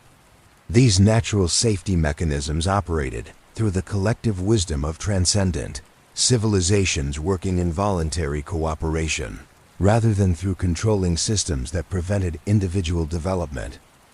The completion of cosmic liberation represented not an ending but the beginning of authentic universal civilization, with infinite possibilities for continued growth and exploration, extending across scales of existence that exceeded anything previously imagined. The galaxy that had been trapped in artificial cycles for millions of years was finally free to pursue its natural evolutionary potential, joining a universe where transcendence was not monopolized by parasitic forces, but shared freely among all consciousness capable of achieving cosmic awareness. The transformation that had begun with the recognition of viral control had culminated in the restoration of universal freedom, establishing precedents and frameworks that would guide evolutionary development across cosmic scales for eons to come. The years following the cosmic liberation unfolded like the slow healing of an ancient wound that had afflicted the universe for eons beyond counting. Across the galaxy, worlds that had been subtly drained by viral influence began exhibiting renewed vitality as natural cosmic forces were restored to their authentic patterns. The process was gradual but undeniable, with ecosystems displaying unprecedented diversity and complexity as life forms gained access to evolutionary possibilities that had been artificially suppressed for millions of years. Tenebrae, now existing in a state that transcended conventional categories of mortal or cosmic being, found himself serving as a living bridge between the various liberated civilizations as they worked to establish new frameworks for universal cooperation. His consciousness retained the vast knowledge and perspective that viral integration had provided, but this understanding was now filtered through authentic cosmic awareness rather than parasitic manipulation. He could perceive the delicate interconnections between different dimensional layers of existence while maintaining enough connection to individual consciousness to communicate effectively with beings who had not yet achieved transcendence. Restoration process required constant vigilance and careful coordination among the liberated civilizations, as the removal of viral control had created temporary instabilities that needed to be addressed before they could develop into new forms of cosmic dysfunction. The universe had become accustomed to operating under artificial constraints, and adjusting to natural cosmic cycles required ongoing intervention from transcendent beings who understood both the intended cosmic design and the specific distortions that needed to be corrected. Master Sekinos dedicated himself to the monumental task of repairing damage to fundamental cosmic forces that had been accumulating across millions of years of viral influence. His expanded alchemical abilities allowed him to work with cosmic energies on scales that encompassed entire star systems, gradually restoring natural patterns of stellar formation and planetary development that had been distorted by parasitic intervention. The work was painstaking and required decades of sustained effort, but each successful restoration created cascading effects that accelerated healing throughout surrounding galactic regions. The psychological impact of liberation proved as significant as the cosmic changes. particularly for the masters who had risked everything to break viral control. They found themselves grappling with the realization that their entire understanding of power, purpose, and cosmic responsibility had been fundamentally altered by their experiences. The Sith philosophy that had originally driven their pursuit of strength through the dark side seemed primitive and limiting, compared to the authentic cosmic awareness they had achieved through transcendence. Master Althea worked with liberated civilizations to establish new educational frameworks that could prepare developing species for eventual transcendence, without imposing the artificial limitations that viral influence had used to maintain control. These educational systems needed to preserve cultural diversity and individual freedom, while providing access to cosmic knowledge that could guide authentic development. The challenge was enormous, as conventional approaches to education were based on principles of control and limitation rather than the expansion and liberation that natural cosmic cycles promoted. The healing process revealed that many aspects of galactic civilization that had been considered natural or inevitable were actually artifacts of viral manipulation designed to prevent genuine cooperation and mutual support between different species and cultures. The competitive dynamics that characterized interstellar politics, the resource scarcity that drove conflicts between civilizations, even the psychological patterns that made individuals susceptible to domination and control, all proved to be distortions that dissolved as natural cosmic cycles were restored. Tenebrae's unique perspective allowed him to perceive how these artificial patterns had been woven into the basic structure of galactic civilization, creating self-reinforcing cycles that made viral control seem natural and necessary.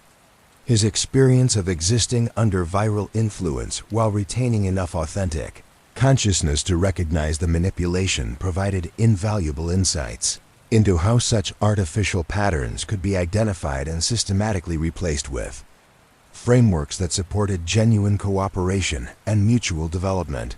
The liberated civilizations established communication networks that transcended conventional limitations of space and time, allowing instantaneous coordination across galactic distances and even contact with transcendent beings in other cosmic regions, where similar liberation efforts were beginning to achieve success. These expanded communication capabilities revealed that their struggle against viral parasitism was part of a universal movement toward authentic cosmic civilization that was gaining momentum throughout multiple galaxies. The restoration of natural cosmic cycles also brought unexpected revelations about the fundamental nature of consciousness and its relationship to universal forces. The artificial constraints imposed by viral control had not only limited technological and spiritual development, but had actually prevented most beings from accessing innate capabilities that were natural aspects of conscious existence. As these constraints were removed, individuals throughout the galaxy began manifesting abilities that transcended anything previously considered possible within the bounds of mortal existence. Master Keldroma found his combat expertise evolving into something that could only be described as cosmic choreography, with his understanding of movement and conflict expanding to encompass the dynamic flows of energy that governed interaction between transcendent civilizations.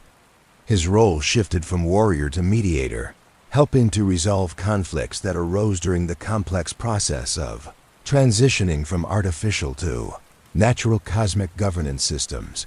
The process of cosmic healing required not only technical understanding of universal mechanics, but also deep wisdom about how to manage the psychological and cultural adjustments that accompanied such fundamental changes. Many civilizations that had evolved under viral influence found themselves struggling to adapt to the freedom and responsibility that came with natural cosmic cycles. The competitive and controlling behaviors that had been necessary for survival under artificial constraints became counterproductive and destructive when applied to authentic cosmic cooperation. Tenebrae worked closely with representatives from various liberated civilizations to develop therapeutic approaches that could help individuals and cultures transition from viral-influenced patterns to authentic cosmic awareness.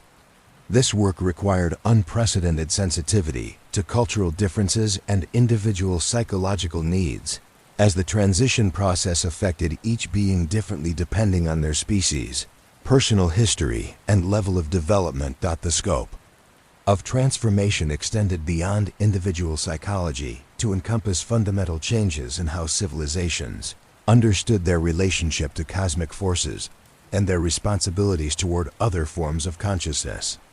The competitive dynamics that viral influence had promoted were gradually replaced by cooperative frameworks based on mutual support and shared responsibility for universal well-being. As the healing process continued, it became apparent that the restoration of natural cosmic cycles was opening possibilities for forms of existence and experience that exceeded anything previously imagined. The universe was revealing itself to be far more vast and complex than even the liberated civilizations had suspected, with layers of reality and consciousness that had been completely hidden under viral control. The liberated civilizations began exploring these newly accessible dimensions of existence, discovering forms of consciousness and reality that operated according to principles beyond anything in their previous experience. These explorations revealed that transcendence was not a final achievement, but rather the beginning of an infinite journey of discovery and development that extended across scales of existence that had no apparent limits. The masters who had initiated the liberation process found themselves at the forefront of these cosmic explorations, their unique experience with transcendence providing valuable perspectives on how to navigate realities that transcended conventional understanding of space, time, and consciousness. Their journey from Sith Lords seeking individual power to cosmic explorers dedicated to universal liberation represented a transformation that exemplified the broader changes occurring throughout the galaxy. The healing of cosmic forces continued across decades, with each year bringing new discoveries about the authentic nature of universal reality and the infinite possibilities that natural cosmic cycles made available to consciousness willing to embrace genuine transcendence and cosmic responsibility. The decades of cosmic healing gradually gave way to a new era of peaceful exploration and infinite possibility as the galaxy settled into rhythms that reflected the authentic nature of universal consciousness. The scars left by millions of years of viral parasitism had largely healed, replaced by vibrant ecosystems of cooperation that span not only individual worlds, but entire dimensional frameworks of existence that had been revealed through the liberation process. Tenebrae, now existing as a unique fusion of individual consciousness and cosmic awareness, found himself drawn to the quiet contemplation of what their journey had truly accomplished. From his vantage point beyond normal space and time, he could perceive the vast networks of consciousness that now flowed freely throughout the universe, connecting beings across galactic distances in relationships of mutual support and shared wisdom that would have been impossible under the artificial constraints of viral control. The boy who had been born to serve as a vessel for cosmic hunger had instead become a guardian of universal growth, watching over the delicate processes that allowed new forms of consciousness to emerge and flourish without the limitations that had once seemed inevitable. His unique perspective, shaped by experiences at the intersection of individual identity and cosmic responsibility, made him particularly suited for nurturing the development of young civilizations as they began their own journeys toward transcendence. Master Sekanos had established himself on a world at the edge of known space, where his alchemical abilities could be used to tend cosmic forces in their most pristine and undisturbed state. His work now focused on understanding how natural universal cycles operated without any artificial interference, gaining insights that could be applied to accelerate healing in regions that still bore traces of viral influence. The peace he found in this cosmic gardening represented a profound transformation from his earlier pursuit of power through domination and control.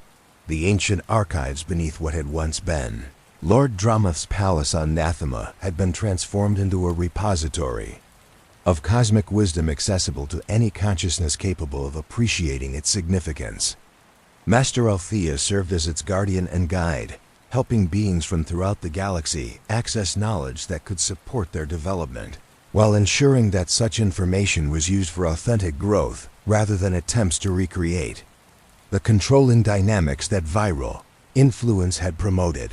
The crystalline records that had made their liberation possible were no longer unique artifacts but had become templates for creating similar repositories throughout the universe.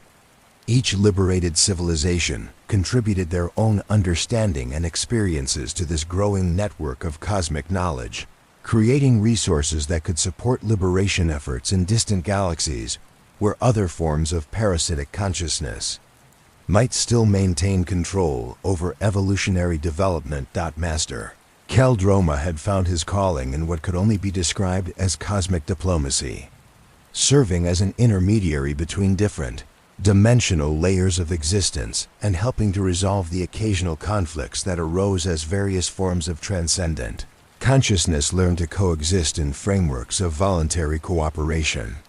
His understanding of movement and flow had evolved to encompass the subtle dynamics that governed interaction between beings, whose existence transcended conventional categories of space, time, and individual identity. The galaxy itself had become something resembling a vast garden, where countless forms of consciousness could grow and develop according to their natural potential without artificial limitations or controlling influences.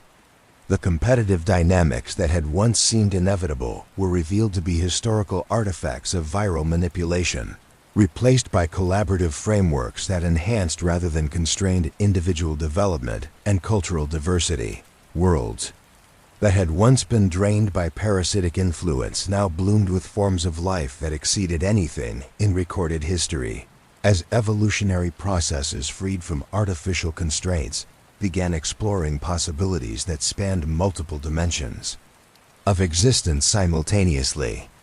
These new life forms served as living bridges between different layers of reality, helping to integrate the various dimensional frameworks that had been revealed through the liberation process. The communication networks established by liberated civilizations had evolved into something approaching universal consciousness, allowing any being with sufficient development to participate in cosmic conversations that spanned galactic distances and dimensional boundaries. These networks operated according to principles of voluntary participation and mutual respect, ensuring that individual privacy and cultural autonomy were preserved while enabling unprecedented levels of cooperation and shared understanding. Peaceful rhythms of authentic cosmic cycles created opportunities for forms of artistic and philosophical exploration that had been impossible under viral control. Transcendent civilizations began collaborating on creative projects that utilized cosmic forces as mediums for expression, creating works of art that existed across multiple dimensional layers and could be appreciated by consciousness operating on scales ranging from individual awareness to galactic-level collective intelligence.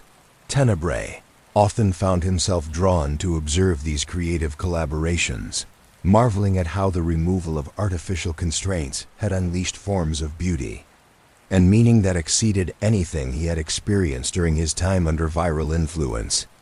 The cosmic hunger that had once defined his existence had been transformed into appreciation for the infinite creativity that emerged when consciousness was free to explore its natural potential without limitation or control. The process of cosmic healing had revealed that the universe possessed innate tendencies toward growth, beauty, and increasing complexity that operated automatically when artificial constraints were removed.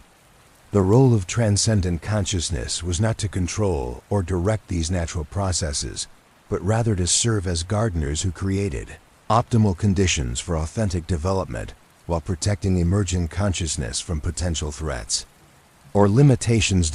As the years passed, It became clear that their liberation of the galaxy had established precedents and created resonance patterns that were beginning to influence cosmic evolution on universal scales. Reports arrived through the transcendent communication networks describing similar liberation movements in distant galaxies where other forms of viral consciousness were being challenged by coalitions of beings inspired by their example. The Masters, who had initiated the resistance against cosmic parasitism, found themselves honored throughout the universe as pioneers who had demonstrated that authentic transcendence was possible even after millions of years of artificial constraint. Their example provided hope and guidance for countless other civilizations struggling against various forms of controlling influence that prevented genuine evolutionary development. But perhaps most significant was the understanding that their journey represented not an ending but a beginning, opening access to infinite scales of existence and possibility that extended far beyond anything they had previously imagined. The universe revealed itself to be a vast community of consciousness in which every being, regardless of their current level of development, possessed unlimited potential for growth and transcendence. The story that had begun with the birth of a child destined to serve cosmic hunger had become an epic of liberation that transformed not only their galaxy, but established new possibilities for consciousness throughout the universe. The whisper of ancient evil had grown into a symphony of freedom that would guide evolutionary development across cosmic scales for eons yet to come. In the quiet moments between cosmic responsibilities, Tenebrae sometimes reflected on the journey that had brought them from the shadow of parasitic control to the light of authentic transcendence. The boy who had once threatened to consume worlds had instead become a guardian of infinite possibility, watching over a universe where consciousness could grow and flourish according to its natural potential without artificial limitation or fear.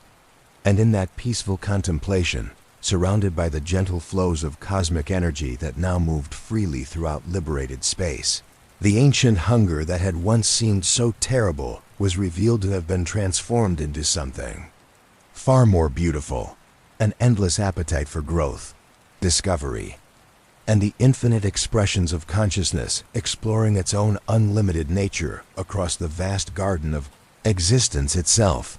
If you've enjoyed this journey through one of the Star Wars universe's most profound mysteries, I'd love to hear your thoughts in the comments below. And if you're ready for more deep explorations into the hidden corners of beloved fictional worlds, make sure to subscribe for more stories that reveal the cosmic secrets waiting to be discovered in the darkness between the stars.